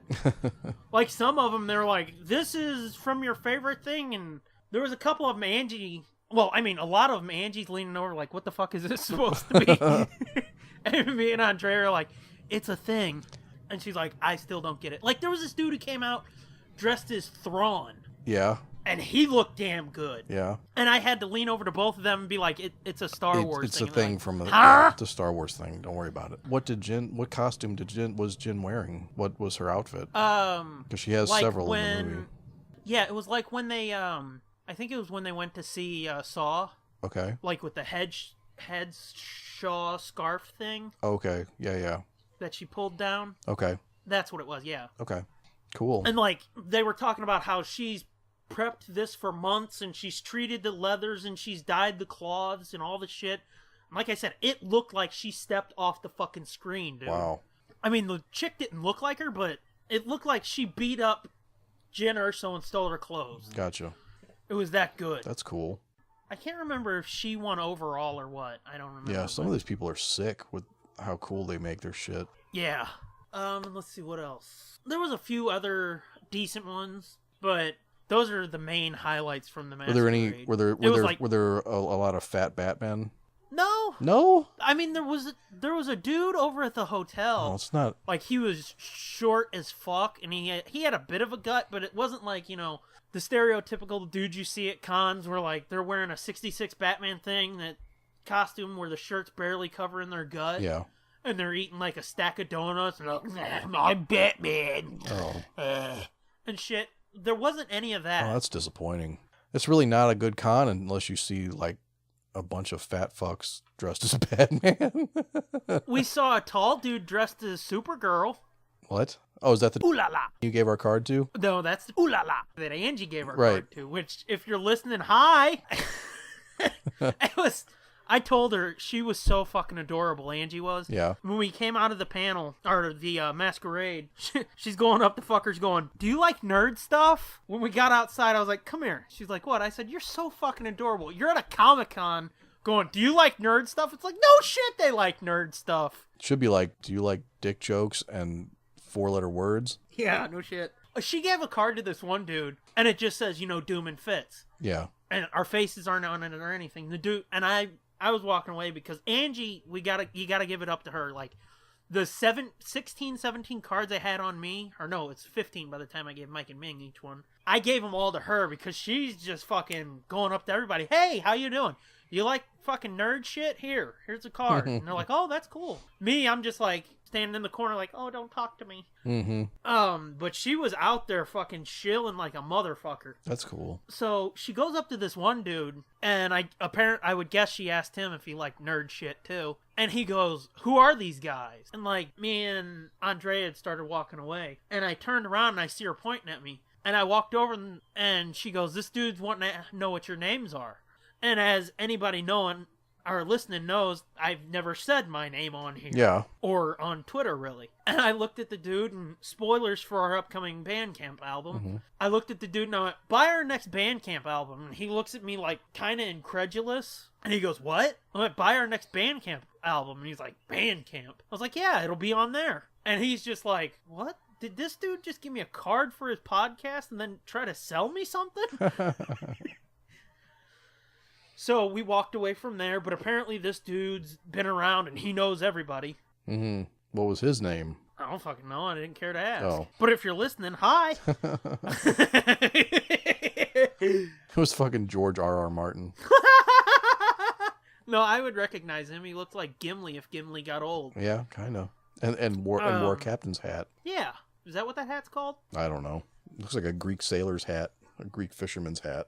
Okay. And him with his old vests and shit and his denim-looking shirts. Mm-hmm. That's him. I think she did start asking fuckers like, hey, do you like Star Wars? And it's like, ask them if they like Star Wars, Scooby-Doo. And I think she said wrestling, too, which we've talked about a few times. Yeah. That's not one of our main topics, but hit the back catalog, kids. But it's like, yeah, Star Wars and Scooby are the main things we talk about around here, you know? Yeah, it seems to be that way. Yeah, and then, like, you know, jokes about dark shit. Yeah. And we swear a lot, don't forget that. I mean, one fucker actually looked at it, and he was like, real nerds talking nerdy shit. Huh. And I'm like, what does huh mean? Are you, like, offended because it says shit on there even though one of the letters is blocked out? Oh, well, too fucking bad. I guess I should point out that little tagline that I put on there. Yeah. It's kind of tongue-in-cheek, kind of intentionally... making fun of the elitist yeah, bullshit. like, it's intentionally over-aggrandized. Yeah. Yeah. Well, I mean, that's why I said if we do end up doing another series of them, just put 70-plus years of combined failure. Yeah, that's what we're going to do. Don't let me forget that next time. 70-plus years of combined failure. I like that. Dude, I really do think we should use that That's more often. so fucking great. We need it on a fucking shirt. I was thinking about that the other day when that dude was like, real nerds talking real nerd shit. I was thinking like 70-plus years of combined failure would be so much better. Yeah. Because, I mean, that tells you jack shit about what the pod is. Right. But it brings me so much joy. That's pretty good. That's really good. The panels. We went to the Q&A panel, which, like I said, I don't remember too much about that because, like, it was at noon, and then we were there until 1:30, so that was, like, 12 hours before early in the day. Yeah. But I do remember the Comic Book Men panel. Okay. There was this fucker who brought Emo's pizza. Yeah. And gave it to him. And after this dude gave him the cold pizza that he'd let sit on the floor for a while. Yeah. They had to pretend to like it. People would raise their hands to ask questions and shit. This dude thought it was his panel all of a sudden because he would just start shouting out questions. Oh, I see. You could see Mike was getting a little annoyed by it. Yeah. Because, like, it would come time for a question. He'd be like, throw those hands up. And this dude would just be like, so tell us about this. And at one point, like, he said something, and you could see Mike was, like, biting his fucking tongue. And he just pointed at him like, yeah, that's right. But the look on his face was like, shut up, asshole. But, yeah, he was starting to annoy people, especially Mike. So then Mike and Ming had to pretend to like Emo's pizza. To be honest with you, I don't remember their actions. I think they were like, oh, yeah, it's good. And at one point, Mike was talking after he'd taken a bite. Yeah. And he's talking, he's like... Thanks, I'm choking on your cold pizza. And I was like, well, that's Emo's for you. It is actually better cold than hot. Well, yeah, most pizza's better cold, to be honest, though. But Emo's is like, everybody wants to act like that's so fucking great. And like, everybody recommends that to people who come to St. Louis, but fuck that. It's not that good. Yep. I mean, I'd rather get Alicia's over Emo's any day of the week. And that's not like a name, to be honest. Yeah, I've never had that. I mean, it's a chain around here, but... I'd rather get... You should try it. I'd rather get Aereos or... Blackthorn. Yeah, definitely Blackthorn over all of them. I've never had that, but you keep talking about it. Oh, God damn it, it's good. It's like Chicago style, though. It's fucking super deep dish. We should get some of that when we go see Thor. Drive like 2 hours out of the way to get a pizza and then go see Thor. It's actually not that far out of the way from your house. I was trying to make a joke. Oh, yeah. No, it's... Like, fuck you! It's Yeah, I don't think it's very far from your house at all, actually. Because they used to serve it at Lemons. Yeah. The Blackthorn Pizza, they used to serve at Lemons. But there's actually Blackthorn Pub, which is where it comes from, I guess. Which I don't know how that works. I guess Blackthorn owned Lemons, maybe, and they just made the same pizza there that they made at their pub. But I have no fucking clue. But obviously Lemons is not really Lemons anymore, so they don't serve that pizza there. But you can still get it at the actual Blackthorn Pub, which is, I don't know, I think it's on the other side of... Okay. So it's not very far. Okay, well. I can bleep that out, too, if that's too revealing. Yeah, maybe ooh la la. It's been a while. Yeah. But yeah, definitely that over emos, for sure. Yeah. But, I mean, to be fair... Oh, I know what Mike said. He said it's like melted cheese on matzah bread. And it's like, yeah. Yeah, pretty much. I mean, it's not even like cracker crust. It's just like... Yeah, matzah bread. Yeah, you know what's gross. actually better than regular emos is if you get it on their thick crust, which is like maybe double or 3 times as thick as that fucking cracker shit. Well, I mean, so I it's like still a cracker crust, so it's still not emos is gross. Yeah, so it's still not as thick as like a normal like Pizza Hut or a Domino's. It's still not that thick, but it's thicker. Yeah. So it's like actually kind of soft and chewy instead of like hard and brittle. Well, I mean, Alicia's pizza does get that brittleness to it a little bit when it gets cold. Yeah. But if you get that shit hot and it's real fucking floppy and cheesy and melty, oh. Mm-hmm. That's how Ario's is too. Is it's thin Italian. Yeah. I mean, it's an Italian restaurant, so it's like just more of a like thin crust normal pizza. Is that the type of pizza where they put fucking olive oil and 2 basil leaves with some goat cheese and they're like, it's pizza? And it's like, fuck you. No. It's actual pizza. No, that's Little Caesars. Like, there needs to be sauce on that shit, cheese, and pepperoni. That's pizza. You can shove your fucking flatbread with olive oil up your ass. Yeah, you go to Ario's, get a extra large one of those motherfuckers and a couple pitchers of beer. Ooh. Num-e. Yeah, like I said, they had the shit already poured there. If they'd have had, like, cans of beer or something, bottles... Ooh, it was already poured? They didn't even... Yeah, they had it already... Yeah, Ooh. like plastic cups on the bar. Ooh, no. No. Mm-hmm. That's the thing. Like I said, if it would have been in cans or bottles or something, I would have had a beer or two. But with it just open like that, I was like, I don't know what the fuck you did to it. I don't know if your hands are nasty, bitch. No shit. Fucking Ming dropping roofies in every one of them. I don't know why I keep going back to that. That's a stupid joke, but... It's kind of funny, though. Yeah. But yeah, they did keep asking about you, and I kept telling both of them. I told Mike at one point, I was like, dude, are you coming to Wizard World in February? Yeah. And he was like, well, we haven't been invited, but... And I was like, well, if you guys really want to meet Fitz, that's where you go, because he'll be there. Yeah. And I was like, oh, and then before we left, because we talked to Ming that one last time with me jammed in the corner, I had my back to the corner. Before we left, like, he's a real touchy dude. Oh. Like, hugs all the chicks that come up, and, like, every dude he sees, like, fucking handshake and shit. Yeah. Pat on the arm. He's real fucking touchy. Yeah. So, like, we were walking away, he shakes my hand, I was like, hey, man, you guys really need to get to Wizard World in St. Louis in February if you guys really want to meet Fitz. He's like, oh, shit, yeah, we'll check it out. We'll try. So, they're coming for you, boy.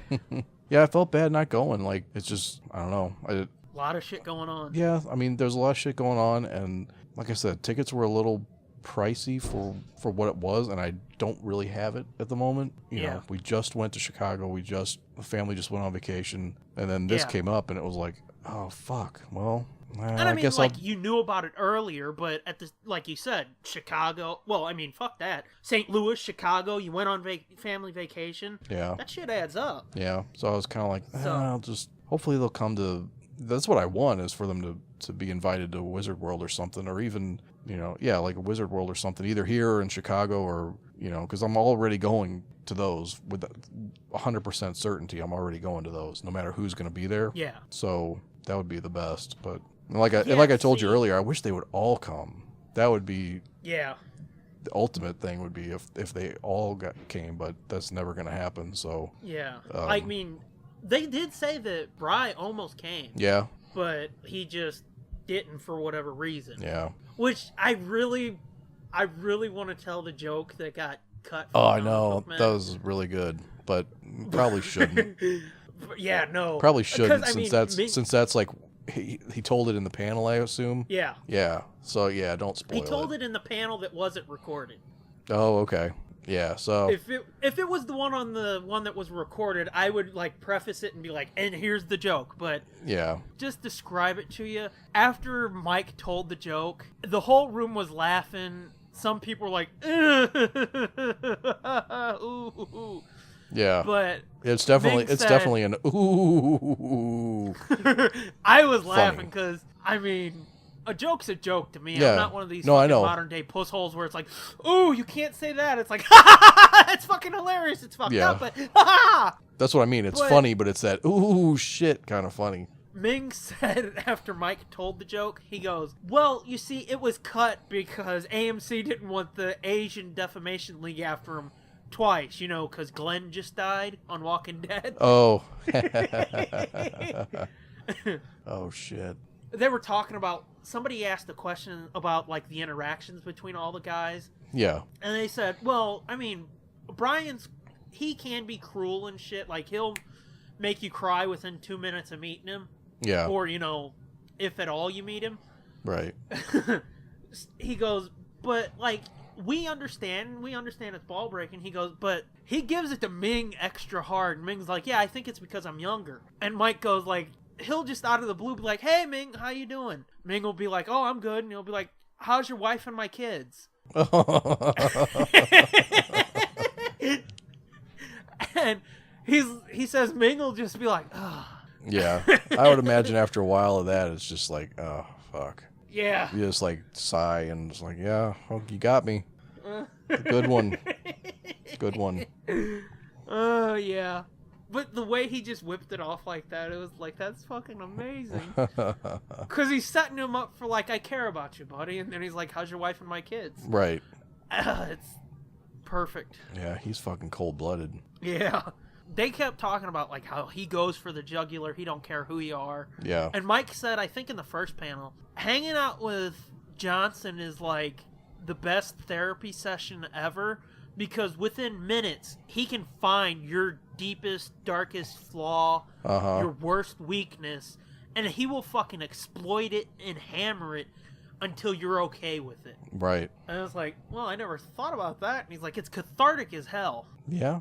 I guess if you don't put a belt around your neck before it's over. Yeah. I mean...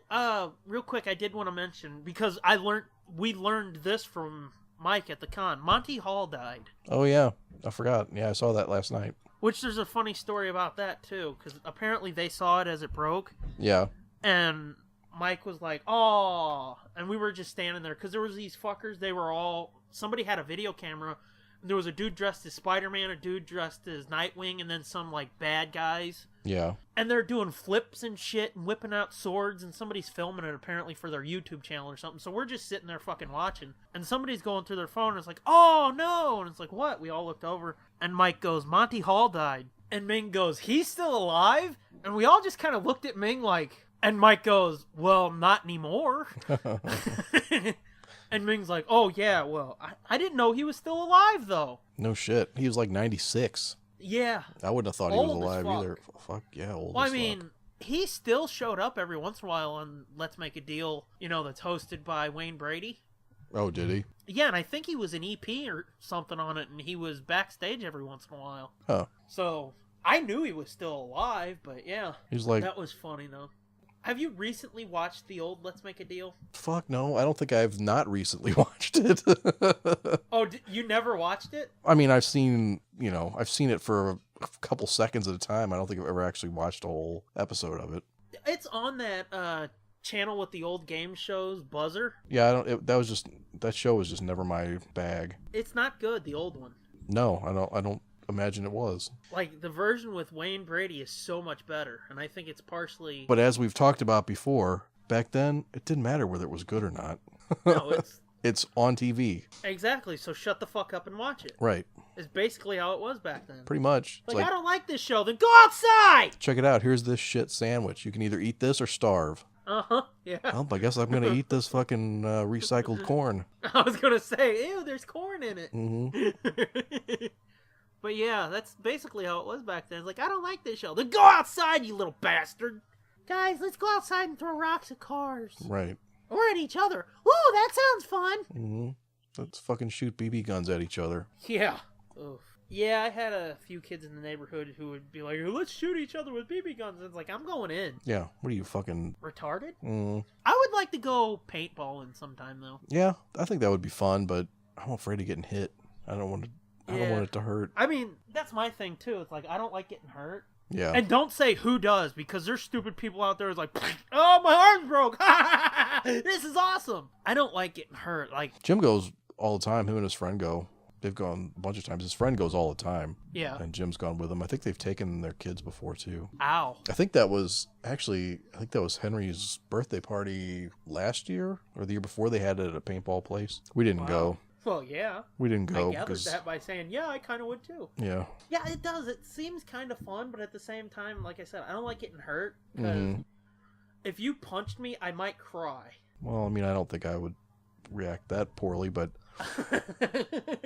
I've heard it does sting like a motherfucker if you get hit in the wrong spot. And I'm just not, I got punched in the face when I was little by a kid. Yeah, so did I. It's one of the few times that my brother actually stood up for me, but it was only because, like, my parents were like, what the fuck's wrong with you? That's your brother. Yeah. But, like, this kid came back into the neighborhood after he punched me in the head. Yeah. And I had this big-ass tree branch, and I was on my porch, like, fucking whacking it, and you could tell he was nervous about it. My parents were kind of like, what the fuck's wrong with you? That's your brother. So my brother comes blazing out of the house, and he beat this motherfucker. You might want to cut this story, but I'm still going to tell you. Okay. He beat him. What's up, come on, I go. Holy shit. Yeah, it was fucked up. Good times.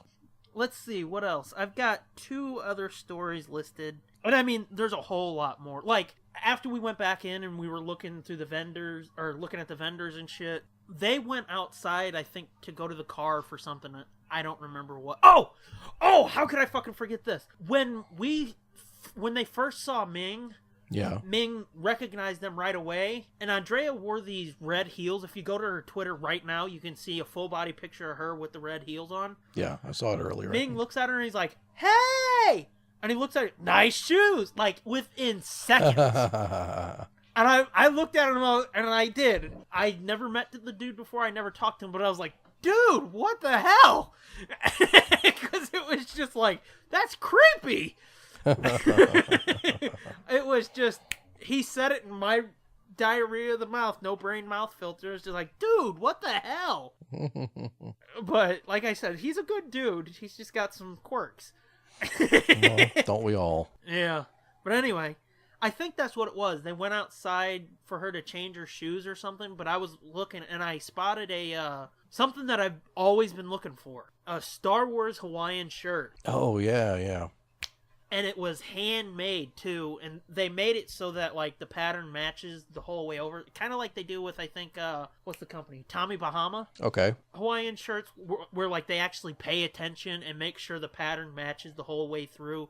Yeah. So it's like the pocket's not on there, and you got half a fucking R2-D2's head, and the rest is fucking a ship or something. Right. And it looks pretty fucking cool.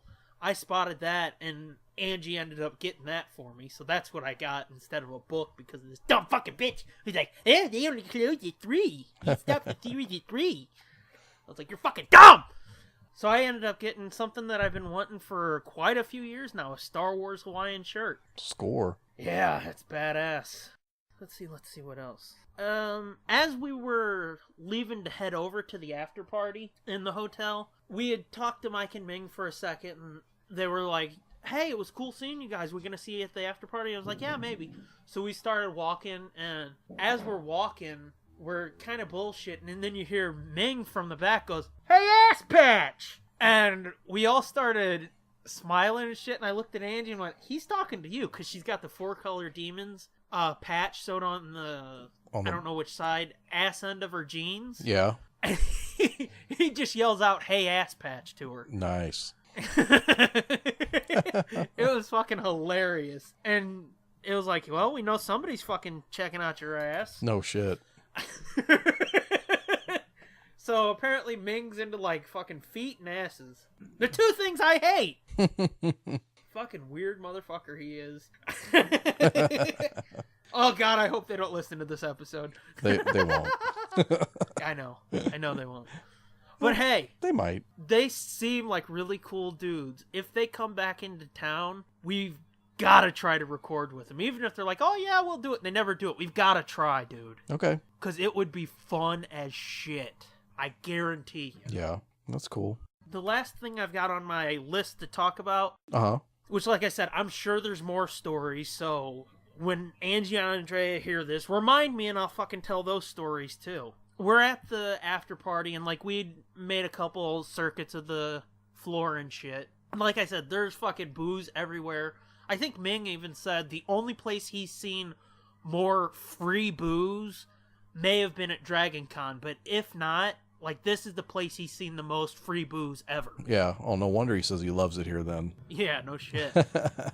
Which, like, he's staying until Monday, and he's going to go to the City Museum. Yeah. Which, that would be so cool, but I'm not going to be able to make it to that one. Yeah, I tweeted at him today and said I heard because they went to Ted, did you see him? They were at Ted Drew's.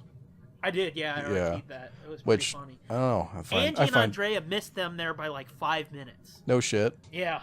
I don't know. Ted Drew's is a little overrated, but... I agree with that, too, but unlike emos, I think Ted Drew's is good. Oh, yeah, it's good. I'm just saying but it's highly overrated. Yeah. I mean, it didn't used to be, I don't think, before there were more frozen custard places, but now it's kind of like, well, yeah, I could get that. There's a place that we've been going to for 30 years that's right by my house that's just as good, if not better, frozen custard place. Out there in Afton, called Mr. Wizard, I think. It's frozen custard. We've always wanted to try it. It went into the old Hostess store, and I mean, it's packed, but it's not like Ted Drew's packed. Yeah. I would like to go there.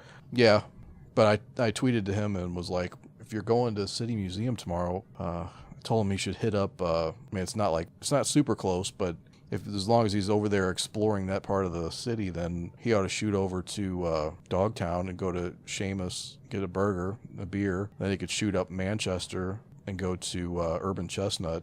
I've heard you talk about that. Their research brewery. They call it their research brewery in the Grove. Yeah. And you can go in and try all their beers and shit. Yeah, we should fucking check out some of these places around town that you've gone to many times, and I'm like, what is it? I mean, I haven't gone to them many times. Seamus I've gone to many times, but I've only been to Urban Chestnut once. Yeah, see, I'm not a bar type of dude because it's mostly a social thing, you know? Yeah, well, this isn't really a bar. It's a microbrewery, so... What? Urban Chestnut. I meant the other Seamus. Well, that's a... Yeah. I mean, it's a bar, but it's a bar and grill. It's an eatery. I mean, it's the same type of atmosphere. No, not a bar and grill type of place. Yeah, but I mean, it's not like a bar. Yeah. Yeah. But they have like the best like burgers. The same type of place. Yeah. Yeah. They have awesome burgers, and they have these awesome fried cheese wedges. Ooh. That you get ones that are like pepper jack. Ooh. There's cheddar ones too. I'll take that. I don't like spicy cheese. Yeah, that's fucking good. Yeah. Though I would like to try some of that. Yeah. Shit that you talk about like it's legendary, iconic places, and I'm like, huh?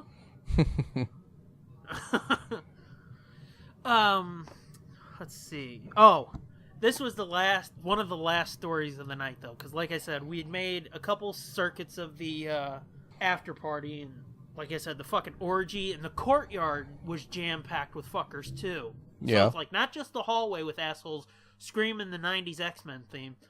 The courtyard's packed with these fuckers, and there's this dude dressed as Heath Ledger's Joker. Yeah. Oh, yeah, there's always tons of those. And he's fucking running around, and you specifically, you know me, you know I'm not the most confident person ever. Yeah. And I don't have a lot of self-confidence at all in myself or my abilities. But I'll tell you right now, I could fucking out-Joker this motherfucker 100 times over. Because he was terrible. He's just putting on this real fucking goofy voice and just walking around, ha ha ha ha ha ha ha, and like all throughout the fucking courtyard, and when you're in the hotel, even over all the thumping music, you can hear this fucking jerk off running through the place. Ha ha ha ha ha, I'm Joker! And shit. And I did. At one point, I just looked at both of them and I was like, I am such a better Joker than this fucking ass clown. And they're both looking at me because I guess it's kind of unexpected for me to be like, confidence! Haha! Oh, there was another thing. I was a dick hair shy because there was this fucker dressed as Aquaman and he had like the beard and everything. I was like a dick hair shy of walking up to him and just getting in his face and being like, outrageous! But I restrained myself. Oh, he was dressed up as the fucking brave and bold Aquaman? Basically, yeah. Yeah, okay. Like long blonde hair, okay, gotcha. Beard, yeah. Everything. Yeah, for a second I thought you meant he was dressed up as the Jason Momoa Aquaman with the beard. No, I said Aquaman. Point taken. Speaking of which, Wonder Woman came out on Blu-ray. Yeah. Mm-hmm. Still don't care. Hey, you know what comes out on Blu-ray in a week or two? Spider-Man. A good movie. Spider-Man. Yep. Yeah, that I can't wait for. Yep. Wonder Woman's good too. Hope you enjoy it. I will. I'll enjoy it the second time I've seen it. Hope you enjoy it. But yeah, the dude dressed as Aquaman. I so bad because I kept seeing the fucker floating around. I really wanted to be like, outrageous. He probably wouldn't even have got it. He would have been like, what? He was like, it is outrageous. Get out of my face, you dork. Mm-hmm. Then I'd have been like, I'm a dork. You're dressed as fucking Aquaman in an orange shirt and green pants, you fucking freak. Get out of here with your trident before I put my boot up your ass. And then I would have got carted out of the hotel. Damn. That escalated quickly. It did. But anywho. So I went to a con and I kicked Aquaman's ass. Yeah, and then I'm banned from Archon forever. See you next year. Nah, it probably takes more than that to be banned from Archon. And it technically wasn't at the con, it was at the after party. I'm banned from after parties forever. Whoa, what a punishment. Yeah, oh, you mean I can't do the thing that had my skin crawling ever again? Oh, damn the bad luck. So we went over and we sat down in like the lobby-ish area. There was a bar that was closed. This is the one place the fucking bar was closed. Everywhere else there's free booze, but the bar is closed. Well, yeah, because that shit's not free. Yeah.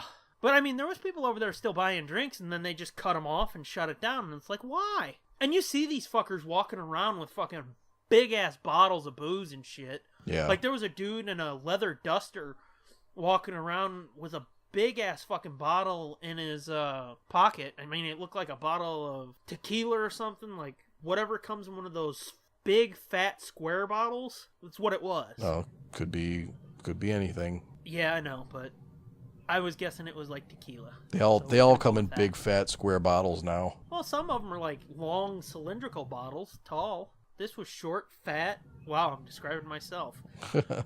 Short, fat, and squared off. Well, maybe it was cognac. Oh, maybe it was. Maybe it was some Patron. I don't even know what that is. I just know it's booze. That's tequila. Hey, it was tequila. That's the shit that made me chuck my guts on my 40th birthday.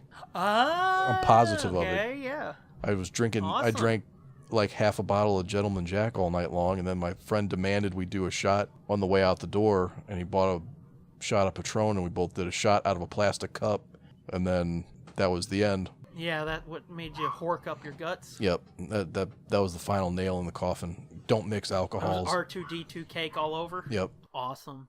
So anyway, there was this little... It looked like a fucking living room. Fucking coffee table, chairs all around it, and a couch. Yeah, it's called a lounge. Yeah. I sat down in the chair, they sat on the couch, and the chair, I felt like I was a Star Trek captain or something for a minute. Because it was a nice chair. But we're sitting there talking, and I had seen this broad walking around before. She was wearing a blonde wig, real cute, fucking elf ears and shit. Of course. Shimmery white dress, and like everything's open up, and it's like, damn. But she sits down across from me in the chair, and she's sitting there just looking miserable as fuck. And her boyfriend or husband or whatever shows up and sits down with her, and you can tell they're both fucking shit-faced. Oh, this is gonna be good. No, it's not like they just started humping. We were no. like, no. I meant good, like a sloppy drunk fight or something. Oh no. Well, no, it wasn't a fight, but so yeah, they sit down. She sits down, then he comes up, and you can tell they're both fucking sloppy ass drunk. And they're kind of whispering and shit, I guess trying to keep quiet. She looks at him and she goes, I'm so cold. And he goes, huh? And she goes, it's so cold in here. And he looks at her and he goes, it's not cold. And she goes, but I'm cold. And he goes, it's not cold in here. You're just naked. You're half naked. It's not cold. And she goes, I'm naked? And he goes, look, babe. You've been walking around all day with nothing but this dress on. And so it's not cold. You're just half naked. And she goes, but I'm cold. And he goes, no. It's not cold in here. See, I've got long sleeve shirts on and I'm hot. I've been wearing this all day and I'm hot. And she goes, oh, you're hot? And he goes, yeah, so it's not cold. You're just naked. And she goes, oh, my dress is ripped. Oh my They God. were over there looking at their phones and I'm just like, it's like you said, it's like you're expecting an argument, but it's like it's almost like you're watching a couple fuck. And you know you're there, yeah, but they don't know you're there, right? So it's just like, do I look or do I not look? And I'm just like listening to this, and it's like, what the fuck am I doing it's here? Like, I'm looking. But she goes, my dress is ripped, and he goes, who ripped your dress? And she goes, I don't know who ripped my dress. It's just ripped. And he goes, oh, that's not good. I'm just like, these two fucking idiots are about to pass out. Mm-hmm. Just fucking all over the floor, melt on the floor. And people are going to be stepping over them to take the chair because they want to hang with their buddies too. Drunken nerds. I don't know why, but that brought me so much joy. Just that little scene. Yeah, because it was just fucking weird. This broad is dressed like an elf, like she's got blue contacts and shit in.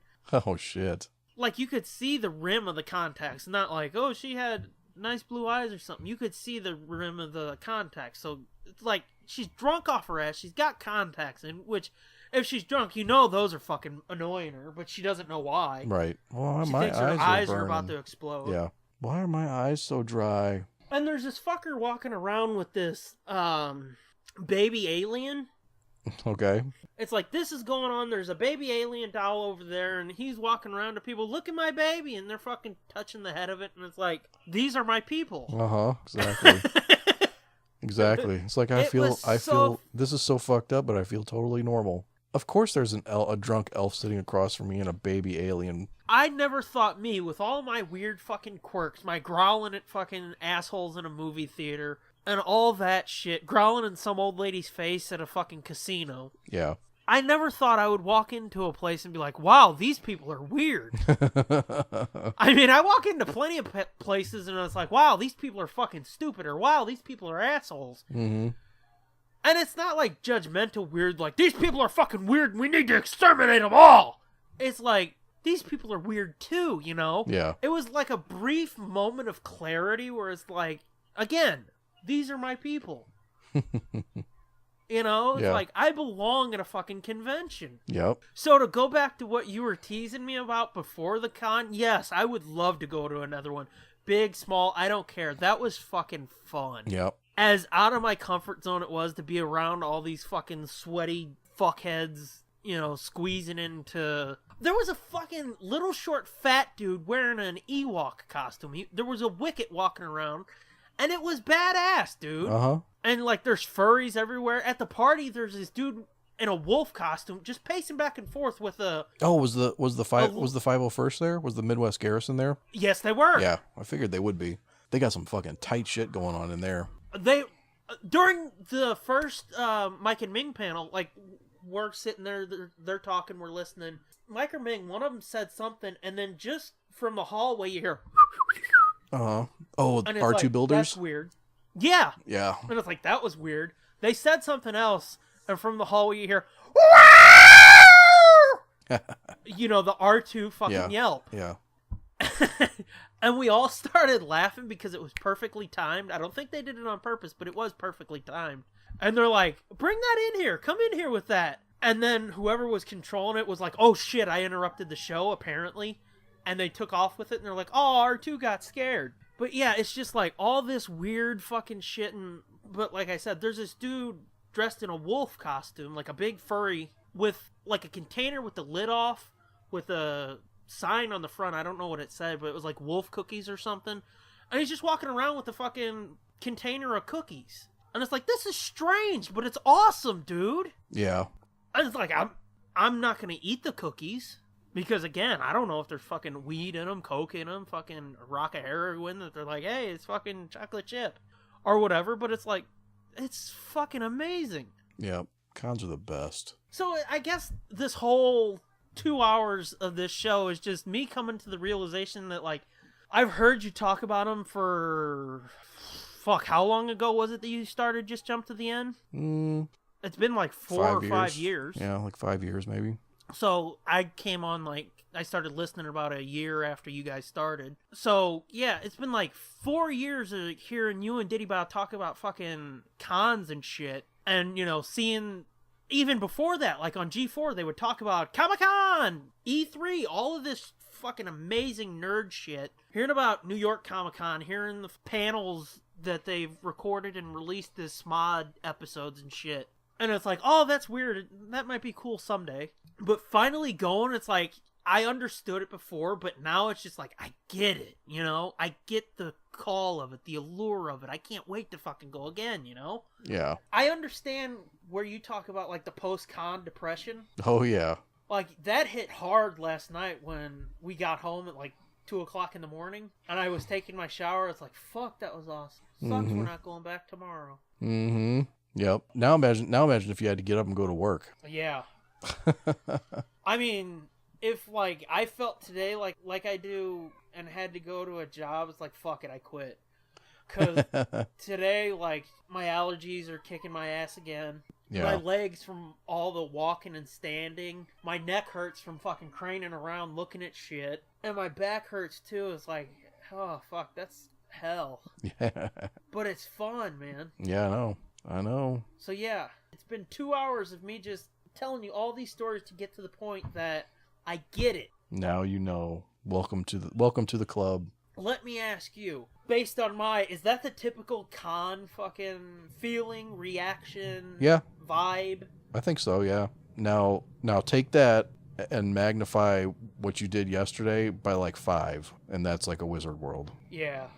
Take the sensory overload that you had yesterday. I would have fucking exploded if, like, the first one was like, let's go to Wizard World Chicago. It's like, nope, because, you know, they put more into Chicago than they put here. Yeah. Like, if that was a first con, I would have just, like, fucking, boop, my brain would have popped. Yeah. Yeah, so this was, like, a good primer for if I ever do go to another con. Yeah, we'll have to keep an eye on like, the Archon guest list for next year, because, like I said, every once in a while, like, this year was Mike and Ming, maybe next year there won't be anybody that we know.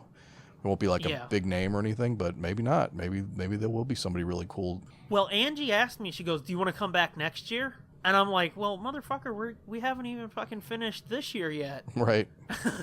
But it's like, depending on the guest list, I would.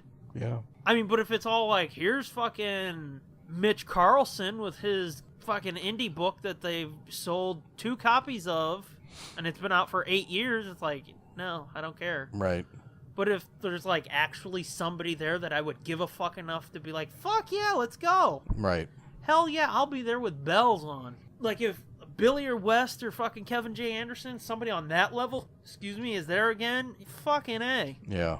So, what did you expect my reaction to be? I don't know. I didn't really have any expectations. I mean, it sounds like it was actually a lot cooler than what I thought it might be.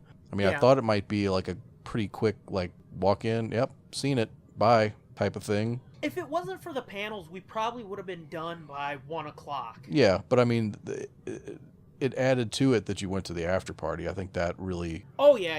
Really enhanced your experience. Uh-huh. But... I would agree with that. But, yeah, I don't know. I don't know if I would expect you to be this glowing about it. I'm glad you did like it that much and you weren't, like, fucking freaked out the whole time. Oh, I didn't say I wasn't. I'm kidding. I mean, there was some shit that... And, I mean, I can't really bring it to mind at the moment, but there was a couple things where it's like, fuck that, that's retarded. Yeah. But again, I can't bring it to mind, so it wasn't anything impactful enough to be like, fuck this.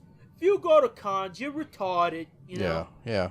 It didn't ruin the fucking experience or anything like that for me. Yeah. First time out, like. Yeah. Well, there's like, and there's always like there's always the stereotypical con asshole people that you have to roll your eyes at, like, oh fuck me, really? You know, the people the people who are in costumes that there's no way they should be wearing that costume, or the people who are in those costumes and think they're fucking hot as shit, or you know, the people who know it all, the big loudmouth talking super fans, and like we've talked about, you see in the comic shop. Yeah. Every once in a while, and they're fucking giving their summary of the latest movie like they're a professor teaching in college, and it's like, fuck you, you blowhard. Yeah, there's always some of that, but then you just gotta roll your eyes and be like, yeah, fuck these guys. Well, see, the last bookshop, given the way that we went through the aisles, it was just across from the Hawaiian shirt people. The dude who ran that, he was sort of one of those. Oh. Because, like, they had old ass, beat up. Like, if they would have charged more than $1 for any of these books, it's like, are you out of your fucking mind? Yeah. Star Trek books, novels and shit. Okay, yeah. I saw that and it's like, ooh, there's an old Star Trek books. Out of all these places I've looked at, you know, just at a glance, this one's probably the best shot to find old Marvel novels and shit. Yeah. So I was like, he comes creeping out of the back, and he's old fucking rotund fucker with a cane. And he's like, are you looking for anything specific? I was like, yeah, do you have any old Marvel novels? Like, I'm mainly focusing on the books from the mid-90s to the mid-2000s. But anything, because as we know, they put some out in the 70s and the 80s, and I think they even did one in the 60s, or some in the 60s. Yeah. So it's like, anything you can give me, I'll gladly take. And he's like, old Marvel novels. No. We don't carry those. And he's giving me the reasons why, because they're not valuable and nobody really wants them, and sort of getting to that, you know, stereotypical level where it's like, I know why I should have what I should have, and what you want isn't what you should want because it's not what I have. That type of thing. Yeah. And then he's this old fucking broad with a fanny pack comes up, glasses, and she's like, what's he looking for? And he's like, old Marvel prose novels and stuff. And she's like, oh no, we don't have any of those here. I had to sell all of those years ago. And it almost felt like she was trying to make me feel sorry for her. So it's like, oh my god, here, let me give these to you. But it's like, bitch, I know what it's like to struggle with bills. Your sob story is not going to fucking make me be like, here, have everything I own. Yeah. But she's like, I had to sell all of my old Marvel novels like 10 years, in the last 10 years, so I could do laundry and eat. I was like, oh man, that sucks. And she goes, it's tough when you've got to sell your books. You've got to take them to the used bookstore and get a quarter each. But hey, it's ramen in your stomach. And it's like, okay, you people are fucked up. I was like, hey, thanks. And I start walking away. She starts following me to talk to me. And it's like, I gotta go. You fucking kick the cane out from under her. See ya. Kick the cane out from under her, grab her fanny pack, and pull her to the ground. Gotta go. And she's like, Mista! But yeah, so I got a little taste of that, because like I said, they were both a little bit condescending. Yeah. And felt like they were trying to push you into buying something or guilt you into buying something. Yeah. And their fucking shop was fucking stupid too, because like they have the books stacked up with the spine up so you can see them. That makes sense. But they had them stacked three deep. Yeah. Yeah, that's how the place is. The dude that I find most of the books that I find for you in Chicago, that's how they are too. Is they're like in a box that's like 2 or 3 rows or layers deep. So you got to pick the whole thing up and look at the stack that's below it, and then yeah, it's like a crate that you see for canned goods and shit. Yeah. So they've got one stack of that in a crate. Oh. That's stacked on another crate, stacked on another crate. Oh, okay. Well, at least that's easy to move. What I'm talking about is like a big deep box. Yeah. With rows of them stacked on top, with rows of books stacked on top of other books. But see, that seems easy, or it's easy to move and shit, but they're not packed in there tight. Oh, so if you like move them, they're they fall bending out. the books and shit. Oh, yeah. Yeah, and they're falling out. They're on the floor. And that goes back to what I said. It's like, if you were to say anything more than $1, I would laugh in your fucking face. Yeah. Because these books they look like they've been kicked around in a fucking daycare. So, yeah, and like the spines are all cracked and broken, and they look like half the pages are missing and shit. Yeah. I don't know if they were, they just looked like it. You wouldn't be surprised if you open one up and it goes from page 10 to page fucking 50. Yeah. So, yeah, that's my very first con experience. Yay. Good for you. Yay, me! Is there anything you want to talk about? No, I really got to piss, actually. Okay then. So I guess it's time for thank yous? Yeah. Okay. What an epic journey. I feel like I've lived Lord of the Rings because I did a lot of walking. Yeah. Yep. So for our thank yous, as per usual, I feel weird because I didn't get to really joker it up like I always do to say, play the theme song, you know? Yeah, there you did it. I know, but it's not in the right place, so it feels awkward and wrong. Yeah, I guess. But despite that fact, our thank yous, as usual, go out to @TheJSargent, @SherrySays, and as we talked about in episode 37, thanks to everybody who did vote, but Faith made it on to round 2 in that competition, so again, for @JP Montgomery, go to @Faithers_ on Twitter and vote and help Faith get into round 2. Or into round 3 if there is a third round, because she came in first in round 1, so yeah, keep that shit up. We only back winners here. Yeah. Wait, that's contradictory to our new tagline of 70 plus years of combined failure. Holy shit, are we changing it after 70 plus years? Yeah, we only back winners. Yeah, year fucking 71, we're winning finally? No. I said we back winners. I should say we are winners. Oh. We're still 70 years of combined failure, but the people we endorse are winners. Oh, well, that made me sad. Yeah, I know, me too. Okay. Lay down, booty. I'll take you out in a few minutes. I'm almost done. I feel like... See, we both got the same problems, man. I mean, your kids aren't shitting in the yard. I hope. No. No, it's not like they're anymore. Up there beating the shit out of each other, though. Oh. But yeah, you're telling your kids, like, go away, I'm recording. I'm telling my niece, go away, I'm recording. Just a few more minutes. But yeah, @JP Montgomery, she's got the link up. I know she does because I saw it today, and I'm sure she's going to be plugging it. So, and if you've got, like, on your phone, if it has different browsers, use the different browsers to vote, and you can vote, like, as many times as browsers you have. I found that little trick out. You can ballot stuff. Mm-hmm. Come on, you gotta win. That sounded way worse. That wasn't very good. Time for our shit. Oh, that was creepy as fuck. Our shit. Find us on iTunes, Google Play, Stitcher, TuneIn, SoundCloud. We're part of the High Altitude Podcast Network at highaltpod.net. And you can find every goddamn thing we do at nerdblitz.com. Search Nerd Blitz on YouTube. Find the one that's us. You've got all the episodes, book clubs there. Well, I said all the episodes. Then you got extra shit like skits and swear reels and more.